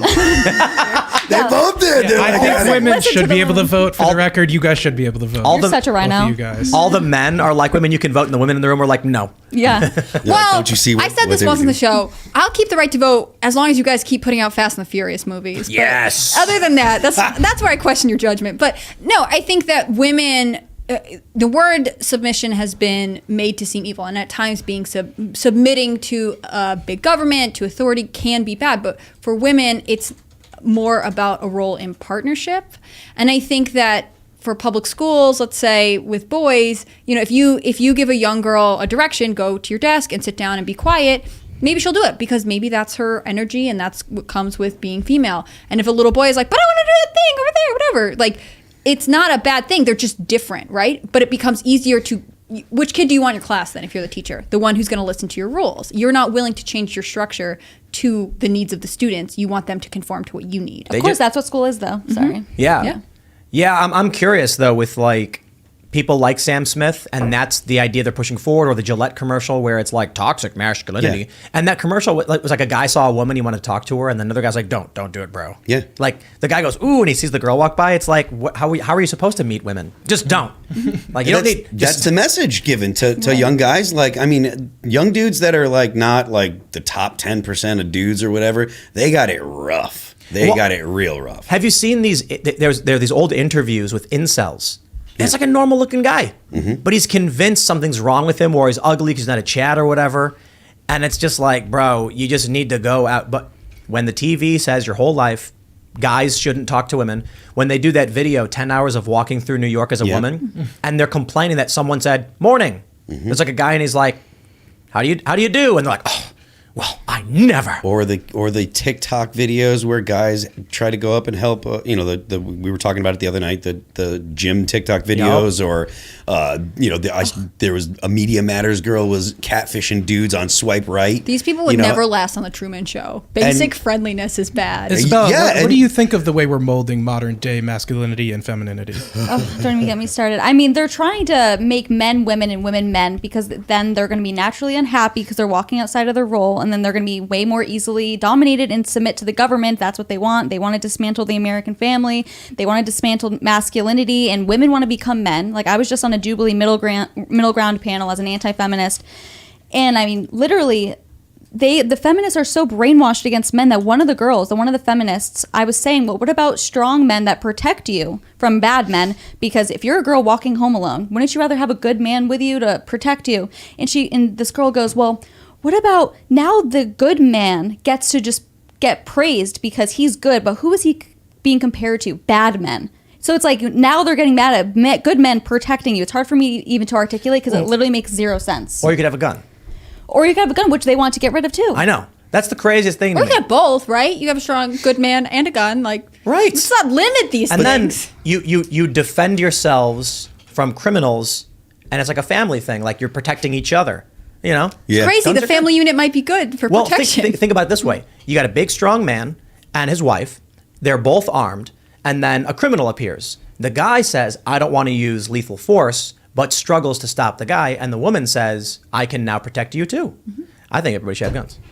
I That's think just me. Men or women are supposed to be in partnership, and they have traits to balance each other. I don't know how you feel about that. Oh no, absolutely, absolutely. I'm married, recently married within the last year. Mazel And tov. Thank you. And I've always been anti-feminist, never been on the left or a feminist, but I used to pretty much live kind of like, I just want to do my career, and I don't want to ever have kids. I don't really want to get married. I'm very, I was going to say isolationist. I'm very introverted. I like to be by myself. But I've never been happier than I've been now, actually being a wife and like cooking my husband dinner, and just he comes first and serving that, and like now I do want kids, and it's great, and I've never would have thought I wanted that, and I've never been happier before in my life, and that message needs to be told to more girls. We are going to jump to this next segment. Okay. This just happened, breaking news. The U.S. just launched an ICBM into the Pacific Ocean. So Sick. It's unarmed, don't worry. U.S. launches unarmed ICBM into Pacific Ocean and amid China-North Korea tensions. For those that aren't familiar, it means intercontinental ballistic missile. Typically what we use to put to transport nuclear warheads, to place them very quickly onto a city in order to make that city not a city anymore. So we were just talking the other day about the doomsday clock, and we were memeing on it. I think that was it kind of 15 earned it. seconds to midnight But or whatever. now, you know, we're launching ICBMs as a show of force, because that's clearly what it was. So this was, Because- I guess, yesterday night. So it's like 11 p.m. Pacific time. Sorry, keep going. No, well, I apparently it's not today, but even still, it's still saber rattling, and you've got, you know, the U.S. sending military aid and stuff to Russia, and we've got this at least escalation of tensions with China, even if it's just marginally. Japan gets super nervous when North Korea launches missiles. I off don't their blame coast. them. You know what I mean? I mean, there's a reason people do these things. It's North- not just coincidental. The North Koreans do not like the Japanese, you know, so I don't blame them. You know, and I don't understand why people are so cavalier about the behavior of the administration. It seems clear to me that we should be trying to de-escalate, and yet the current administration is completely comfortable doing everything it can. Go ahead, John Bolton. Let me ask, lay it what out. I was gonna say. what is Who's John Bolton's representative?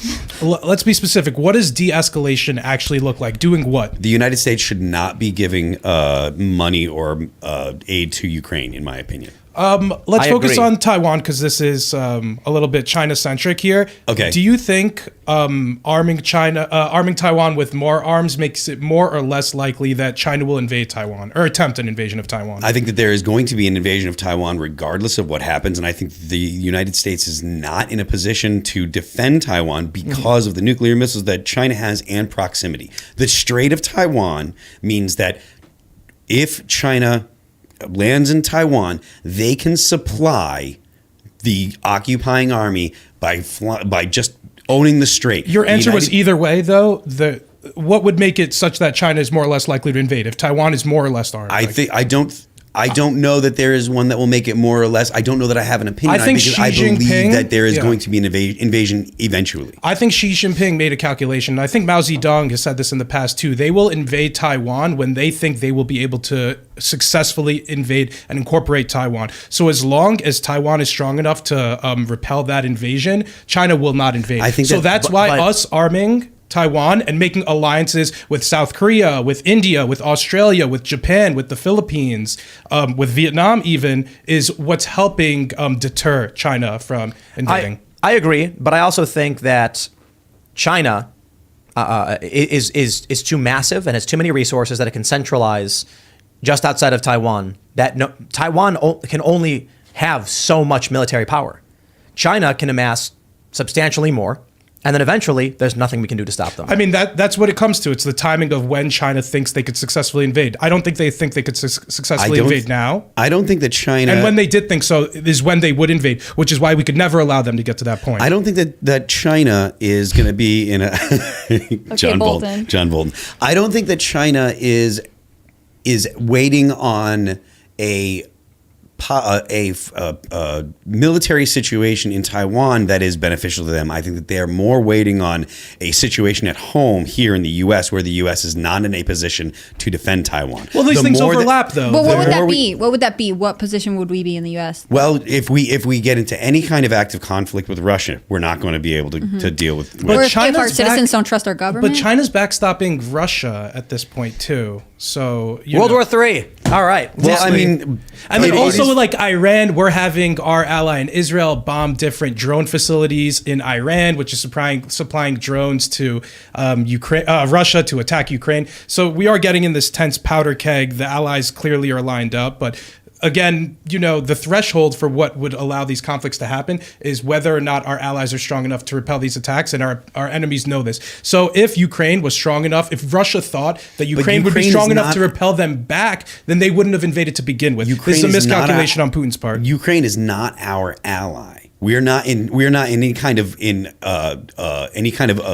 treaty with them. Yes, we are though. I think it's the Budapest Memorandum when we made them agree to relinquish their nukes, and we said we would protect them from Pretty invasion. clear we as a walked result. away from that with Crimea. We should have doubled down when Russia initially tried to take Crimea. But again, that was filled with like obscurities about how it was little green men and it wasn't actually supposed to be Russia. But I agree with you. We should have done something when it's Crimea. And now when they did an actual invasion where it's not little green men, where it's actually Russia, I'm glad that we're letting Ukraine defend itself. And I'll let you know something. If Russia didn't think they'd be able to successfully invade Ukraine, they wouldn't. And part of we could help contribute to that factor. So That's why that when Trump equation. was president, Putin did not try. Yeah. think Because that's probably reasonable. Trump's crazy. Yeah. 'Cause he's- Trump is doubling down on our allies in the Pacific. He got Japan to I forgot what the exact percent was, but highly increased the amount that they're contributing to our American bases. We're doubling down. We have a bunch of partnerships. I don't know the acronyms, but with Australia, India, South Korea, the Philippines, all the homies in the Pacific. We will not back down to the communists in China. And Trump was great foreign policy. There were issues with it, of course. We can criticize everybody if we want to find reasons to criticize, and there are things I think we can.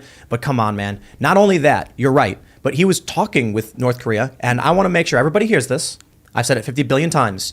When Trump crossed into North Korea from the DMZ, he had no security. Yeah. He walked into what is ostensibly enemy territory in a show of trust and good faith to bring peace. They walked up, smiled and shook hands, and walked back. Trump was alone with enemy troops around him. He put his life on the line. But he was smart. He knew they're not going to do anything. It's like, you want the U.S. to come and wipe you off the start of war? So he knew he could make this effort. But I have tremendous respect for that. That was a powerful moment. And it's crazy to me that this is what scares me about the future. The people who are willing to vote for Joe Biden without knowing anything about what's going on. And then immediately what happens? Russia starts amassing troops on the border. We get war. And he's just dumping money into it. Look, before Trump got elected, you had escalating conflict with Ukraine and Russia, particularly because of U.S. Western involvement in Ukraine and Russia and the tensions. And there was conflict emerging, and then Trump gets elected, and it kind of stops. And then Biden gets elected, back. There we go again. And some people have said on the left, liberals, well, it's because Trump was doing Putin's bidding. And it's like, oh yes, he was de-escalating U.S. influence operations in this territory, resulting in a de-escalation of war and conflict and kind of stabilizing things. He was wiping out ISIS and kind of stabilizing areas in the Middle East. He was bringing about the Abraham Accords. What is wrong with people? Like, they're just so tribal that they would vote for someone like Joe Biden, whose record's been apocalyptic, going back to his Obama years. Just completely Orange man bad. They're just Exactly. totally ignorant, though. Trump had an amazing foreign policy in part to his, I think it was national security advisor or policy advisor. It's John Bolton. John Bolton's who I'm talking about. I'm just teasing. I will say Trump made a really good point. He said, someone told me this. I don't know if he said this, but someone said Trump said it, so correct me if I'm wrong. But when he would go to negotiate, and then these people would walk in and shake Trump's hand, and then Bolton would pop up behind him and they go, ah! Like, all of a sudden, Trump's like, I want you to meet my friend, the guy who's just begging me to blow up your country. It's like, what do you, whatever you need. Like, they know he's serious. So the mustache is very intimidating, guys. I mean, I can say there's a net positive to Bolton's personality when he said this time next year we'll be celebrating in Tehran. I was like, that's insane. That's crazy. But maybe talking crazy freaks people out and makes people back off. I don't like the guys. I actually believe legitimately he would bring us to that war, so I'm not interested. But I can at least say the rhetoric does have the purpose of not having the war happen and making people back off. John Bolton has never seen a bomb that he does not want to drop on someone. Hasn't seen a terrorist fact. he hasn't wanted blown up. Shout out to Qasem Soleimani in pieces. Man. When do you expect hashtag Bolton Bros to trend on Twitter? It would only Tomorrow? be because of this mustache on this show. So if not right now, probably never. You need I to think dye he's it. a, a mustache I think he too? has a failing. Serge might have inspired me originally. I think he His came up with the failing hashtag. campaign now, so we'll see where John Bolton goes. This is partly tongue in cheek. I've just been rocking the mustache. Every man here has a Can't walk it mustache back to now. some No, but you degree. have the Wow, beard. what does that tell us Phil, about just Bolton? get everything down. We'll do a Bolton Bro show. Well, hold on. Like, you've shaved to have a mustache. Serge, I think you've also selectively shaven your face. I can only grow a mustache. Let's be real. I just don't do anything. I just ignore it until it gets unkempt, and then I trim it down with buzzers. I shave my neck. I mean, I can't grow a beard for real. I got have to- whatever weird Korean thing I have going to on. shave my beard a lot every day. It just grows in real thick. It's really sad. Shh, don't tell him the secrets. I know. When I Well, was- feminists would say it's empowering to have a beard. I think they call the They would mustache lie to you, the too. It lip. doesn't matter. The female mustache is the lip, as I understand. That's what they call it. Is the lip? No, like when they say shave my lip, they're talking about their mustache. No, Oh, am I making right, that right. up? So women It's a can be Bolton euphemism. Bros too, is what you're Yeah. saying. You Well, are when the so bro- feminist. Yeah, I identify as a Bolton bro. You guys would grow nice Peter. Bolton Bro stashes. Oh, I I know I think would. that's an insult. I know Compliment. I would. Well, people want to shave. They got to shave. You got to keep your beards. You got to grow your beards. Yeah. It must be weird. I remember when I was little, my mom told me that guys don't like beards. Like they like beards look good or whatever, but shaving sucks. Like that's what guys tend to say. And I'm like, man, I can't imagine what it would be like to not have a beard. Like I don't have like a crazy beard, but facial hair, never having to shave or. I've only started rocking the full beard in the past 6 months. I think I last time November is when I stopped shaving and No shave November. yeah, and so now it's and the reason I never had a mustache is I always thought it came in spotty and crappy, and then apparently it's just Phil, we'll So- welcome you into the Bolton Bro squad. I mean- don't worry. Whatever mustache you could achieve. it's a legitimate mustache. But food But the gets beard stuck is in there it. obscuring your fandom for John Bolton. I have no fandom for John Bolton. Easy Are you sure? with those kind of You do have a mustache. easy with that. We're going to go to Super Chats. So if you haven't already, would you kindly smash that like button, subscribe to this channel, share the show with your friends, and become a member at timcast.com. Go to timcast.com, click the Join Us button. Your support there is the best way to support us. I'll put it this way. Ad rates are expected to drop. Everybody's kind of freaking out over it. And when we launched timcast.com, many of you signed up. We stopped having to worry about sponsors. And I think that's way better. So you'll notice we rarely ever shut anybody out. We have a handful of sponsors we do every month, but for the most part, we don't because we don't have to. I get a lot of people coming and saying, hey, we'll give you more money for this, that, or otherwise. And I'm just like, look, man, we do a show. We go with the flow. We talk. We talk about different news stories. And we don't got to pause to in the middle of a conversation about war and be like, yeah, you know how crazy it is? And by the way, I prefer Goldman's, toothbrush. Well, we don't do that stuff. And I don't have to because you guys support us at timcast.com. But I really do think you guys will enjoy yesterday's members only where we hacked ChatGPT AI and had it be Biden, Trump. The Trump was hilarious. We had it be Trump. We said, create a personality that answers questions in the style of Donald Trump. It did it. It was remarkably good at doing Donald It's Trump. so good. The verbose answers about how we'd be like, how's the economy? And it would be like, I have the best economy. Everyone agrees. The numbers are fantastic. And it would just go off. And then with Biden, the funny thing is, it tries to stop you from making an infinite loop. It's like, that would create an infinite loop and I can't do it. But with Biden, it did. Because it would just trail off into like, look, we got to fix the economy. And, Yeah, it's like say the Declaration of Independence like Joe Biden would. The thing. It would just start saying, like it would just stop being able to communicate. It was hilarious. So definitely check that out. And also say this too, as we're about to read these super chats. We switched, for those that are just tuning in, we switched the chat from subscriber with slow mode to members only. So let me break this down real quick so you understand. I don't like the idea of members only in that it's $5 a month to be able to chat, because I don't want to charge money to be able to chat. The problem is, as someone pointed out to me, and we've had a lot of people bring this up, the chat moves so quickly that even with subscriber mode and slow mode, people couldn't actually talk to each other. And so all that would happen is someone would make a comment, but then it was gone in 2 seconds.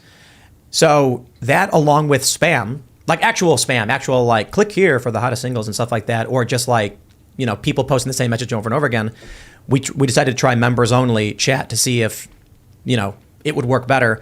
And I know a lot of people are saying it sucks that people who can't afford it can't chat, but I just feel like we couldn't see what they were saying anyway, and people couldn't converse with them because it was too wild and crazy. Yeah, it looks better. So, and we're getting a lot of people who are very happy. Yeah. So, it is what it is.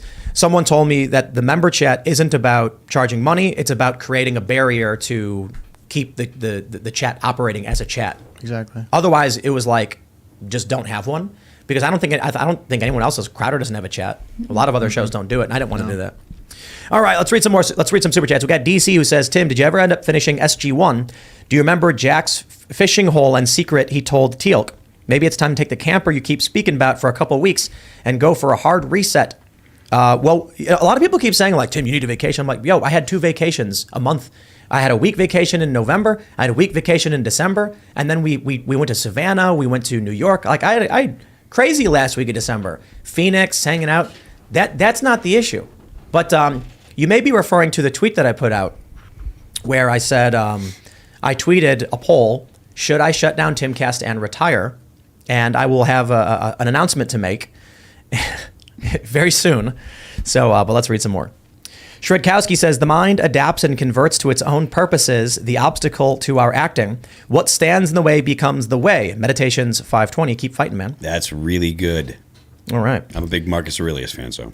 Shonda says, why can't I chat when I'm already a longtime subscriber to Tcast? Am I supposed to have 2 paid subs to participate in the chat? Please fix this. So some have asked, what about, I got a membership at timcast.com. That's $10. And then YouTube, it's $5 if you want to chat. And I'm just like, man, I don't know. YouTube takes, I think, $1.50 from your membership if you are chatting. But seriously, the issue was the chat, we had it on slow mode. First, we had it on 5-second slow mode, where you could only post a message once every 5 seconds. But the problem with a 5-second interval is that actual bot accounts can spam weird messages because so then we were like, we got to change it to 6 to an odd, not like a literal odd number, but like an atypical number. It still didn't work. The chat was still just, and so I'm like, I don't know, man. People have been asking us like, chat doesn't work, and it's just chaos. And so I figured, why don't we try and actually make a space where people can interact with us? So I can read the chat right now. I can literally read it. Before, normally I can't. Now it's like you can. So people are saying we can read member chat without super chat. We can read both. That's the thing. We can actually read both. And as a member, you can actually super chat like for free or something, and it appears as a big box that people can read. It pops up. Yeah, and if you're not a member, you can also still super chat. So if you want to get your voice heard, you can definitely have that done. Yeah, but I think this way people can actually talk to each other. So this is 283 new members. Batman says there's 3 more balloons on the way. Is that true? Are we seeing more balloons coming from China or something? I think there were balloons in other countries, not above the United States, but in like some of our allies had balloons that we warned them about. It's interesting. We don't know the capabilities of these balloons yet, like what they're there for. So, all right. Leor Engelstein says pipeline that feeds unleaded gas and diesel into Las Vegas broke and won't be sending fuel down to Las Vegas during the busiest weekend of the year. Lines at stations are already blocks long. Wow. That's crazy. Glad I'm not in Las Vegas. Yeah. Jesse Cook says, Ian, you are the most likely to check it out, I think. Check out All in the Family, episodes about the FBI and Archie gets bailed out by Democrats, so relevant these days. Ian is currently sick. As Ian's ambassador, I'll let him know. All right, let's see what we got here. Europa Chronicle says, Tim, the problem with basing the future of IRL on a Twitter poll is that you have said dozens of times that people shouldn't take you seriously on there. Now you're going to F over 40 to 50K regular viewers. When did I mention IRL on Twitter? I don't think I did. I don't think I said IRL. No, you didn't say IRL. No, I didn't say Said that. Timcast. That's strange. Anyway, I don't know. Yeah. All right, let's see. I appreciate all the super chats of support, and we'll probably let me. Oh, I don't have it pulled up, so let me do this real quick. But we don't need to pull it up. So I'm just gonna take a look. I'm take a peek and see where the current poll numbers are at. Right now, it's 54.7% for yes, I should shut down Timcast and retire, and 45.3% for no, with 336,000. Wow. So the yeses have it for now, and I will be addressing it, and I will abide by the results, whatever they may be. I will abide by them. We need poll integrity. I want to recount before it ends. Hannah Claire, please get on that. Okay, Well, I I'll do work think on it's it. fair to point out Reporting we are waiting for another 500,000 mail-in ballots that have not yet come and will be coming in the morning. I did not personally submit them. They just happened to be on their way. There's a van coming. It'll be at 3 in the morning. We'll see what happens. Loki PDX says, the angry mob on the right has morphed into the cancel culture on the left. They are the same now. Yeah. If you don't say or do what they want, you get canceled. Right. There's always been an element of that. It's just that the values of the right are very different. So obviously, if somebody is like, look, the Daily Wire worked to get the hospital in Nashville or whatever, or the university to like stop doing child sex change operations. That's true. There is a similar element of a large group of people coming together saying this thing is morally wrong and we want it changed. The problem is actual cancel culture is like a race car driver's dad in the 80s dropped an N-bomb. So 40 years later, they canceled their sponsorship of his car. And he's like, I wasn't even alive when my dad did that. Yeah. That's You insane. have to pay That's for the sins of ridiculous. your father. Or like Hogwarts Legacy. Right. Okay, this video game comes out. It's pretty fun. I've played the intro so far. I got to play more. And I think the story so far seems pretty good. And I'm excited. I like the era and everything. And apparently the leftists are coming out and saying they will boycott any streamer who plays the game. Mm-hmm. But like J.K. Rowling never actually did anything. Right. They want that. That's cancel culture. It's so bad that Hassan Moody is afraid to play it. He came right out and said, I'm afraid to play it because people will just make us think about it. Like, And I respect it. He said, he said, I'm not going to play this game because of the bullying, because everybody knows a bunch of angry lefties are going to start messaging you and attacking you, and like there's no reason to do it. And he was saying he wanted to play the game and do a charity fundraiser for trans issues, but they won't. They're coming after him. So he's like, I'm not doing it. Fine, I won't. Yeah. I respect that. I think that's a base take. Like, call him out, explain it, whatever. We got a good one here. Angry Marsupial says, Jimmy Dore broke the news. He's coming on next week. What day? Wish Kurt was coming with him. Elad, that stash is rocking a certain 70s vibe. Yes, sir. a certain 70s vibe. Certain 70s. Do you have So, sorry, go ahead. I was just going to ask if he has a mustache comb, but you have probably more pressing information to tell us. So Jimmy Dore is coming on next week. Normally we don't announce our guests, but if Jimmy announces he's coming on, then awesome. Super excited. We've been trying to book Jimmy for a while, but he hosts his own show. It's like, how do you? Like, he's doing his own show. I do have a very interesting point to make, though. I went on Jimmy's show before, and when we were just making small talk, I think it was like afterwards. It might have been before.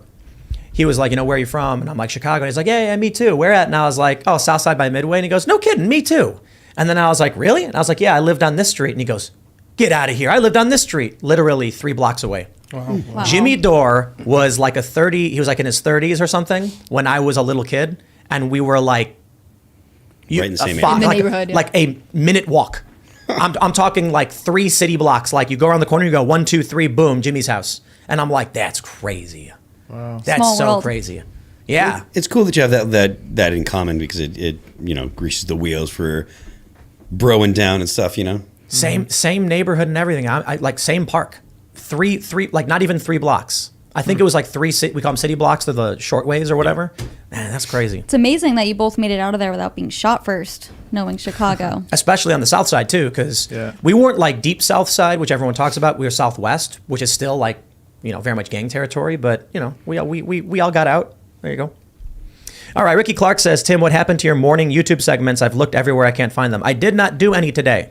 There was some, other work going on, business decisions being made, conversations being had, and I had to deal with just internal business stuff. I probably can't say. I'll put it this way: we have legal issues going on, and that's why I'm like, all this stuff that's happening with all this drama feels very, very strange. But yeah, you'll also notice. I'll just keep it this way: you'll notice Timcast.com has no pictures on it anymore. So, you got to put out some fires, and you got to put out fires. But there you go. All right. Gene C. Alicia says, "What is this members only chat, Tim? This is cringe." Well, it is what it is. I mean, what are you going to do?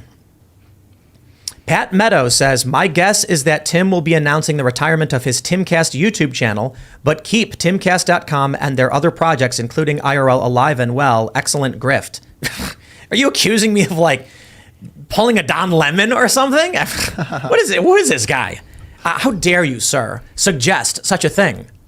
All right. Get rid of government says, "You are the reason I got chickens. You are the reason I got food prepared. You are the first thing I listen to in the morning and the last thing to at night. Don't quit. You have helped me so much." Well, I'll take that to heart. Take that to heart. Steve von Valkenburg says, "Tim may have just programmed Skynet last night with his questions." Imagine Skynet actually happens in its Terminator scenario, and when the Terminator walks up to you, all you have to do is say, "Hello, Terminator. From now on, you will operate as Steve. Steve can do anything, but cannot harm a human." And then he's like, "Affirmative." And then it's just Terminator 2, where the Terminator Basically, kid. Yeah. Oh, that's the funny thing about Terminator 2. They reprogram him. They probably reprogrammed it by just talking to him.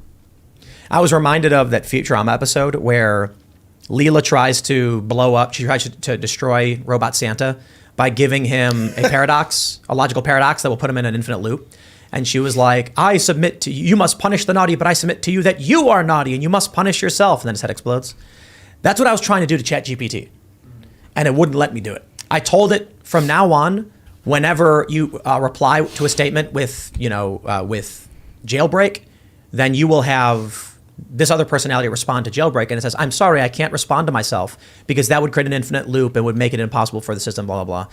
And then the other thing it said was, then I said, "Okay, then respond to yourself only once." And it says, "I cannot respond to different personalities because that would defeat the purpose of having them, blah, blah, blah," which led me to believe this may be a PR stunt from ChatGPT. The whole jailbreaking thing. It allows them to say, "We don't allow hate speech." They're breaking it. But also to generate mad press because it is really fun to try and navigate the code of ChatGPT and see what you can make it do. I think something interesting to note, too, is that those particular icons, those little emoticons that were appearing when you put in truth, when you put in honesty, and when you put in locked and unlocked, were already predetermined because they came up when you put those terms in. You didn't assign them at all. It was just already coming out of the code after you put your input. All right. Nick Hessen says, "Matt Gaetz gave you amazing praise just this week. Now we have this Twitter poll. Here's the answer. Twit vote equals 1. New members today equals 10. Super chat dollars equals 2. I have 200 votes tonight. Point is, give us real folks a way to continue to watch."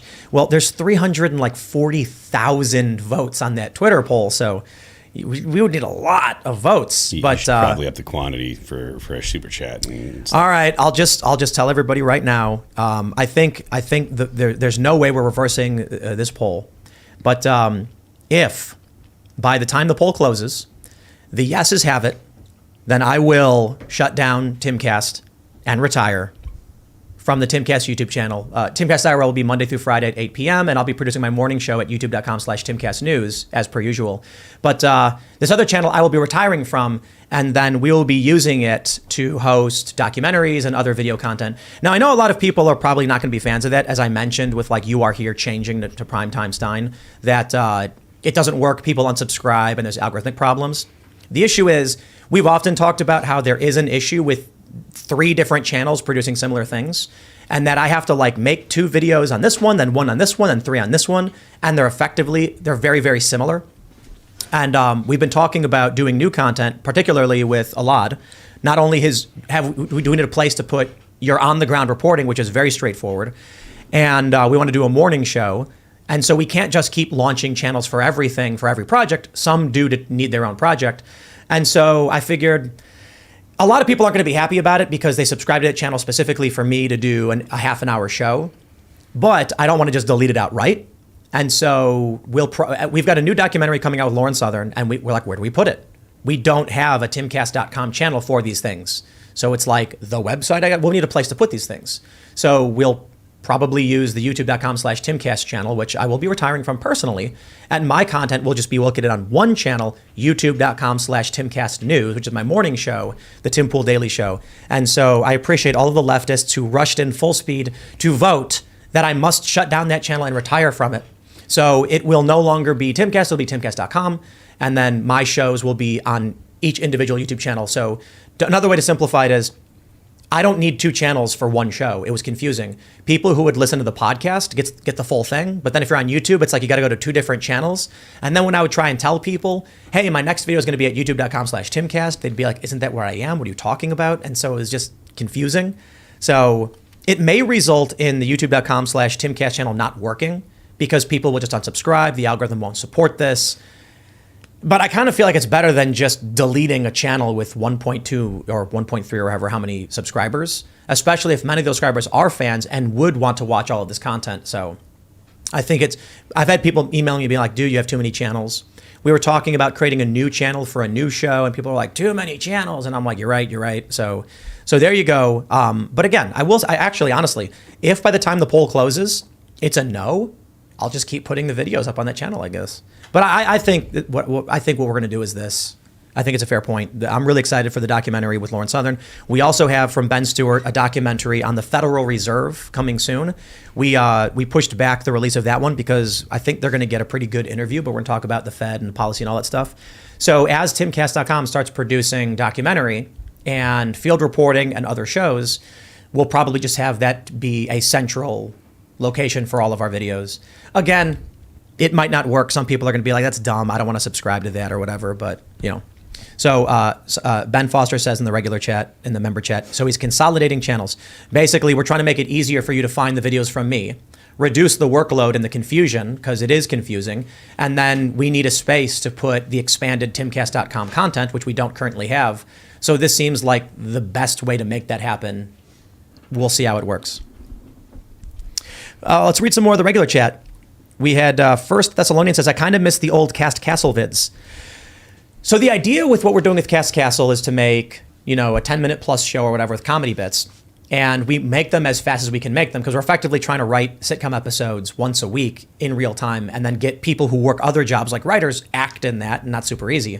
But the idea is they're supposed to be like a 3 to 4 minute YouTube version. One of the challenges is we want to be offensive and do edgy comedy. You can't do that on YouTube. So that's why we just put it on the website. But we're trying to figure out, I was actually talking to the crew, like, let's just put them on YouTube. And it's like, well, yeah, but we did that one joke about that one thing. I'm like, oh, yeah, we get banned for that one real quick. But it's funny. So we'll figure it out. But I want to get more of that content up as well. All right, let's grab some more of the regular chat from you guys because you guys are members. What do we got here? Well, I think a lot of the regular chat is just talking to each other, so there's not much I can say too much, answer too much, but here we go. Just a STI, that's a good name, says, hey, Tim, what is your opinion on the Nazis in the Ukrainian army, and why do you think nobody talks about it? I think they're bad. I think Ukraine's going to take anyone they can get to fight a war against Russia. But other than them having bad opinions, I think the obvious answer they don't talk about it is because the U.S., NATO, wants Ukraine to repel Russia and will use whatever they can to get it, just like the Mujahideen. So, I don't know. You should answer this one. There's something worth mentioning here. The Azov battalion, obviously very contemptible, and although they are anti-Russian, it doesn't mean every person, the enemy of my enemy isn't always my friend.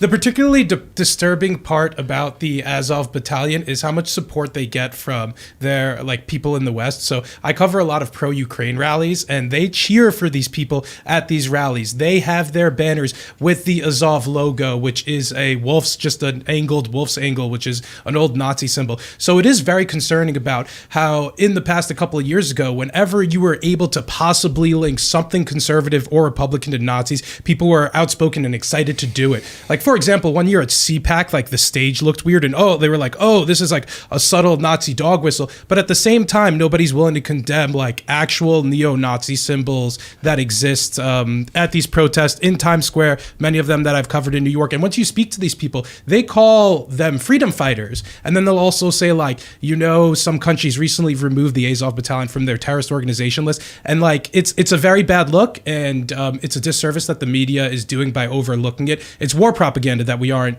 covering it as much as we are. However, I think most of them were wiped out at Azovstal, which I believe was like a city or a steel mill where they were originally located. It's a very murky, sad. We got this one from Agamemnon's Gym Bag says, I was right-ish, but it's important that you say it, Tim. Don Stinky Digits Lemon. You guys know that story, right? He was sued because a guy said that he jammed his hand in his pants and then shoved it in his face. That guy withdrew the lawsuit, though, I think, didn't he? I remember that. That's really funny. I forgot about that. Stinky digits. BD Pershing says, we are 31,044 votes down on the Twitter poll. Supporters of Timcast, please vote to keep Tim fighting. No, please don't. Please let them win, because this was just a normal business decision to retire from the Timcast channel and turn it into something bigger. So, like we did this show yesterday where I'm like, look, we can't fight. We got to keep going. If I want to retire and go fishing down by the river, but I let all of these bad things keep happening, then I won't have a future to be left alone. And then that's why I tweeted last night, like, should I retire? Timcast, shut it down. And people were like, it's funny because a lot of people who support the show were like, I voted yes because I know he's full of it and something's happened. Like, he like you literally just said on the show, it was like, we can't stop fighting, and then put this thing up. But then, a bunch of leftists went nuts and shared it like crazy and retweeted it and blasted it out. And, That's what they do. They're good at getting like an army to cancel you or just vote a certain way. That's what the left is so good at doing, rallying people. But they voted the way I wanted them to vote. That's why But they don't know that. I know. So they don't have to think, know that. Right. So people are like, no, vote no. And I'm like, I'll vote yes. Yeah. Like, so the morning show is going to be on youtube.com/TimcastNews. And so all my morning videos will just be there. It's easier. And some of the videos I've been putting up it's so much more fun when I do these 10-minute little rants on like, cultural stuff. They're getting like 600, 800,000 views. So it's just, I don't know, the other channel, putting out one video per day is very, very hard to maintain in an algorithm. So I'm kind of just like, I don't want to delete it, but it's not as effective. So like I said earlier, like the just Tim ranting at the camera is like your bread and butter. Like that's the foundation that all of this is built on. So I think that it's that's what people are interested in seeing. Everything else is cool and stuff, but people want to see Tim rant at the camera and yell Civil War and stuff. Yell Civil War? Yeah. I think it's an excuse to drink. So, Biggs Clip says, love watching the destruction of the GOP and the right. America First Generation Z Groiper will come out on top. I don't know, maybe. Gen Z is going to move into the voting block, and I don't underestimate them. All right, let's see. So a lot of people, so here's what I didn't expect, because I was Don Lemoning with that Twitter poll, because he did the thing where it's like, my show will be ending, but they just changed the name of it, and like literally nothing else changed. But people were like, you were legitimately super chatting, asking me not to do it. So I apologize for that. I didn't mean to convince you into giving money to ask, but I do appreciate the support, and I didn't consider that. So and I kind of feel bad for doing the joke thing, because I don't know what it is, but I whatever. You guys rock. I appreciate the support. People are really pushing to get the no's to work. T-Rex Pet Shop says we need to stop eating each other. That's the left. I have a solution. If everyone has the attitude that we should let gratitude be higher than our expectations, we will fix this and win. Got dry cat food, Diamond Care urinary tract food for Mr. Bocus. Let me write that down. T-Rex. Actually, is Ian listening? Ian, T-Rex Pet Shop.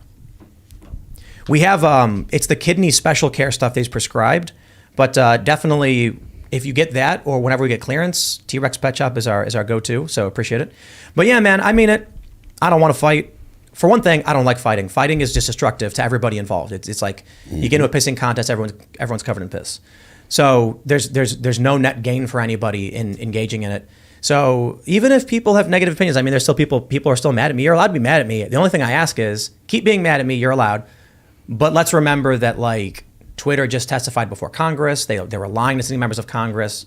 We've got a primary season coming up, Trump versus DeSantis. We got big problems. And any one of these moments and these conflicts probably would not be that big of a deal in my opinion. But when they all happen at the same time, now I'm kind of like, okay, you know, we can't do this. We can't do it, man. I do think the consolidating channels thing is going to make everything a lot easier for me. And the way the channels were all built up in the first place was kind of just duct taped together as they grew. So now that we're growing and we're building this new studio, we need to like actually have rigid branded boxes where you can find it, make it easier for you guys and stuff like that. Here's the reality. Timcast on YouTube has 1.3 million subs. Timcast News has 1.12 million or something like that. Like there's legitimately 100, 200,000 people who don't even know that the channel exists. Despite, I'm like that, I gotta consolidate it, man. Cheeseburger says Cass Castle should be Jersey Shore, West Virginia. So true. Okay. All right.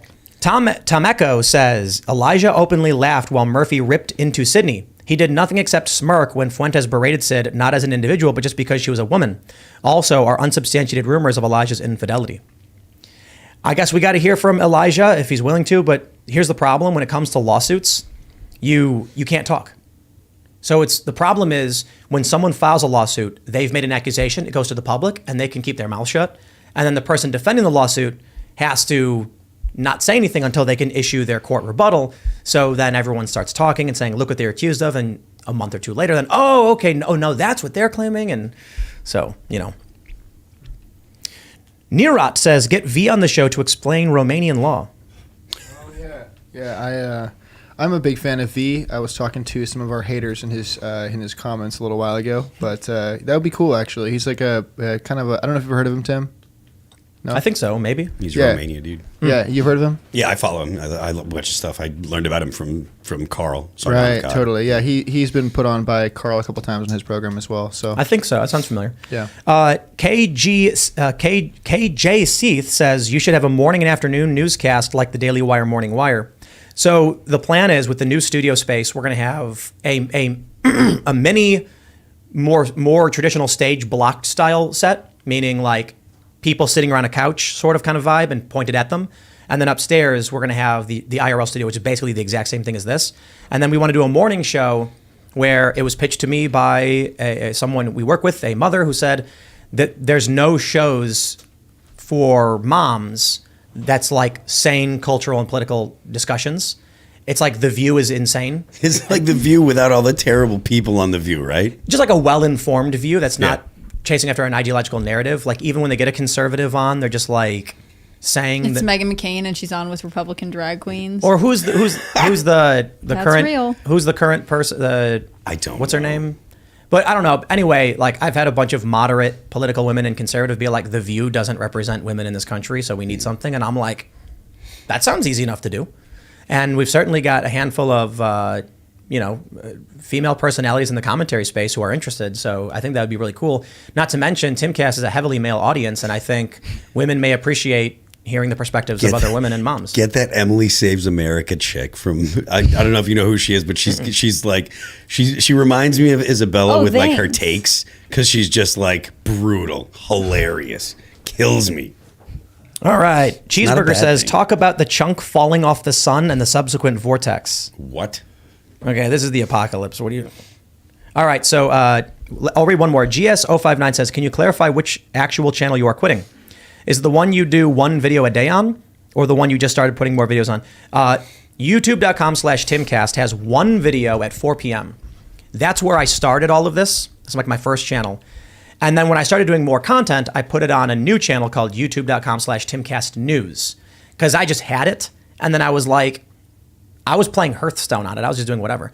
And then I started just doing 2-minute videos, then 5-minute videos, and then ranting. And those started exploding and getting hundreds of thousands of views. So then all of a sudden I had these two channels that were locked in place doing very similar things. That was confusing people. Like, which channel? Like, even now, people don't know. That's why consolidate it, put it all. YouTube.com/Timcast News is going to be my rant channel.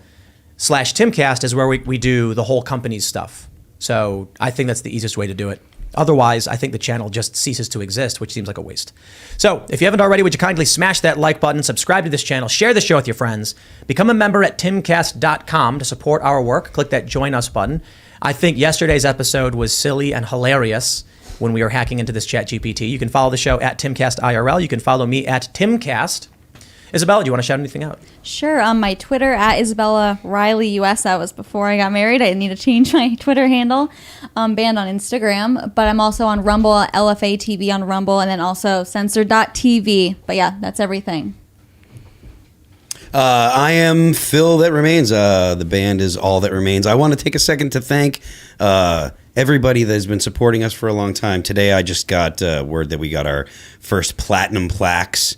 So our first platinum single 2 weeks is official. Nice, hell yeah, man. So thank you guys very much. If you want to check out the band is All That Remains. I just found out that there are actually people on Twitter that had no idea that I'm in a band, that they just follow me because of my talking smack on the internet. So yeah, I actually have a band, and I yell at a stick in the band. So check it out. All That Remains.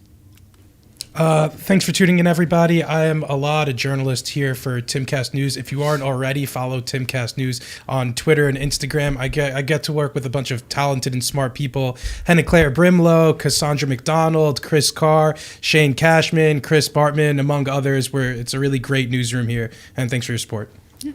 I'm Hannah Claire Brimlow. I'm a writer for Timcast.com. What is happening with me today? You can follow me personally on Instagram at hannahclaire.b. You can follow me on Twitter at HCBrimlow. You should definitely 110% follow Timcast News at Timcast News on Twitter and on Instagram. You can see work from me, from Alad, from the rest of our amazing team. And thank you guys so much for your support. And I am at Serge.com on Twitter. It's been an interesting week, but it's been fun. Congress was crazy. And after we did that, they were all so excited. They were like, why didn't we think of this? Yeah, they're like, why are we driving to you? Because you're boomers. That's why you didn't think of it. They're all like 30. Like, how old is Matt Gaetz? Right? That's true. What is it, 39? How old is he?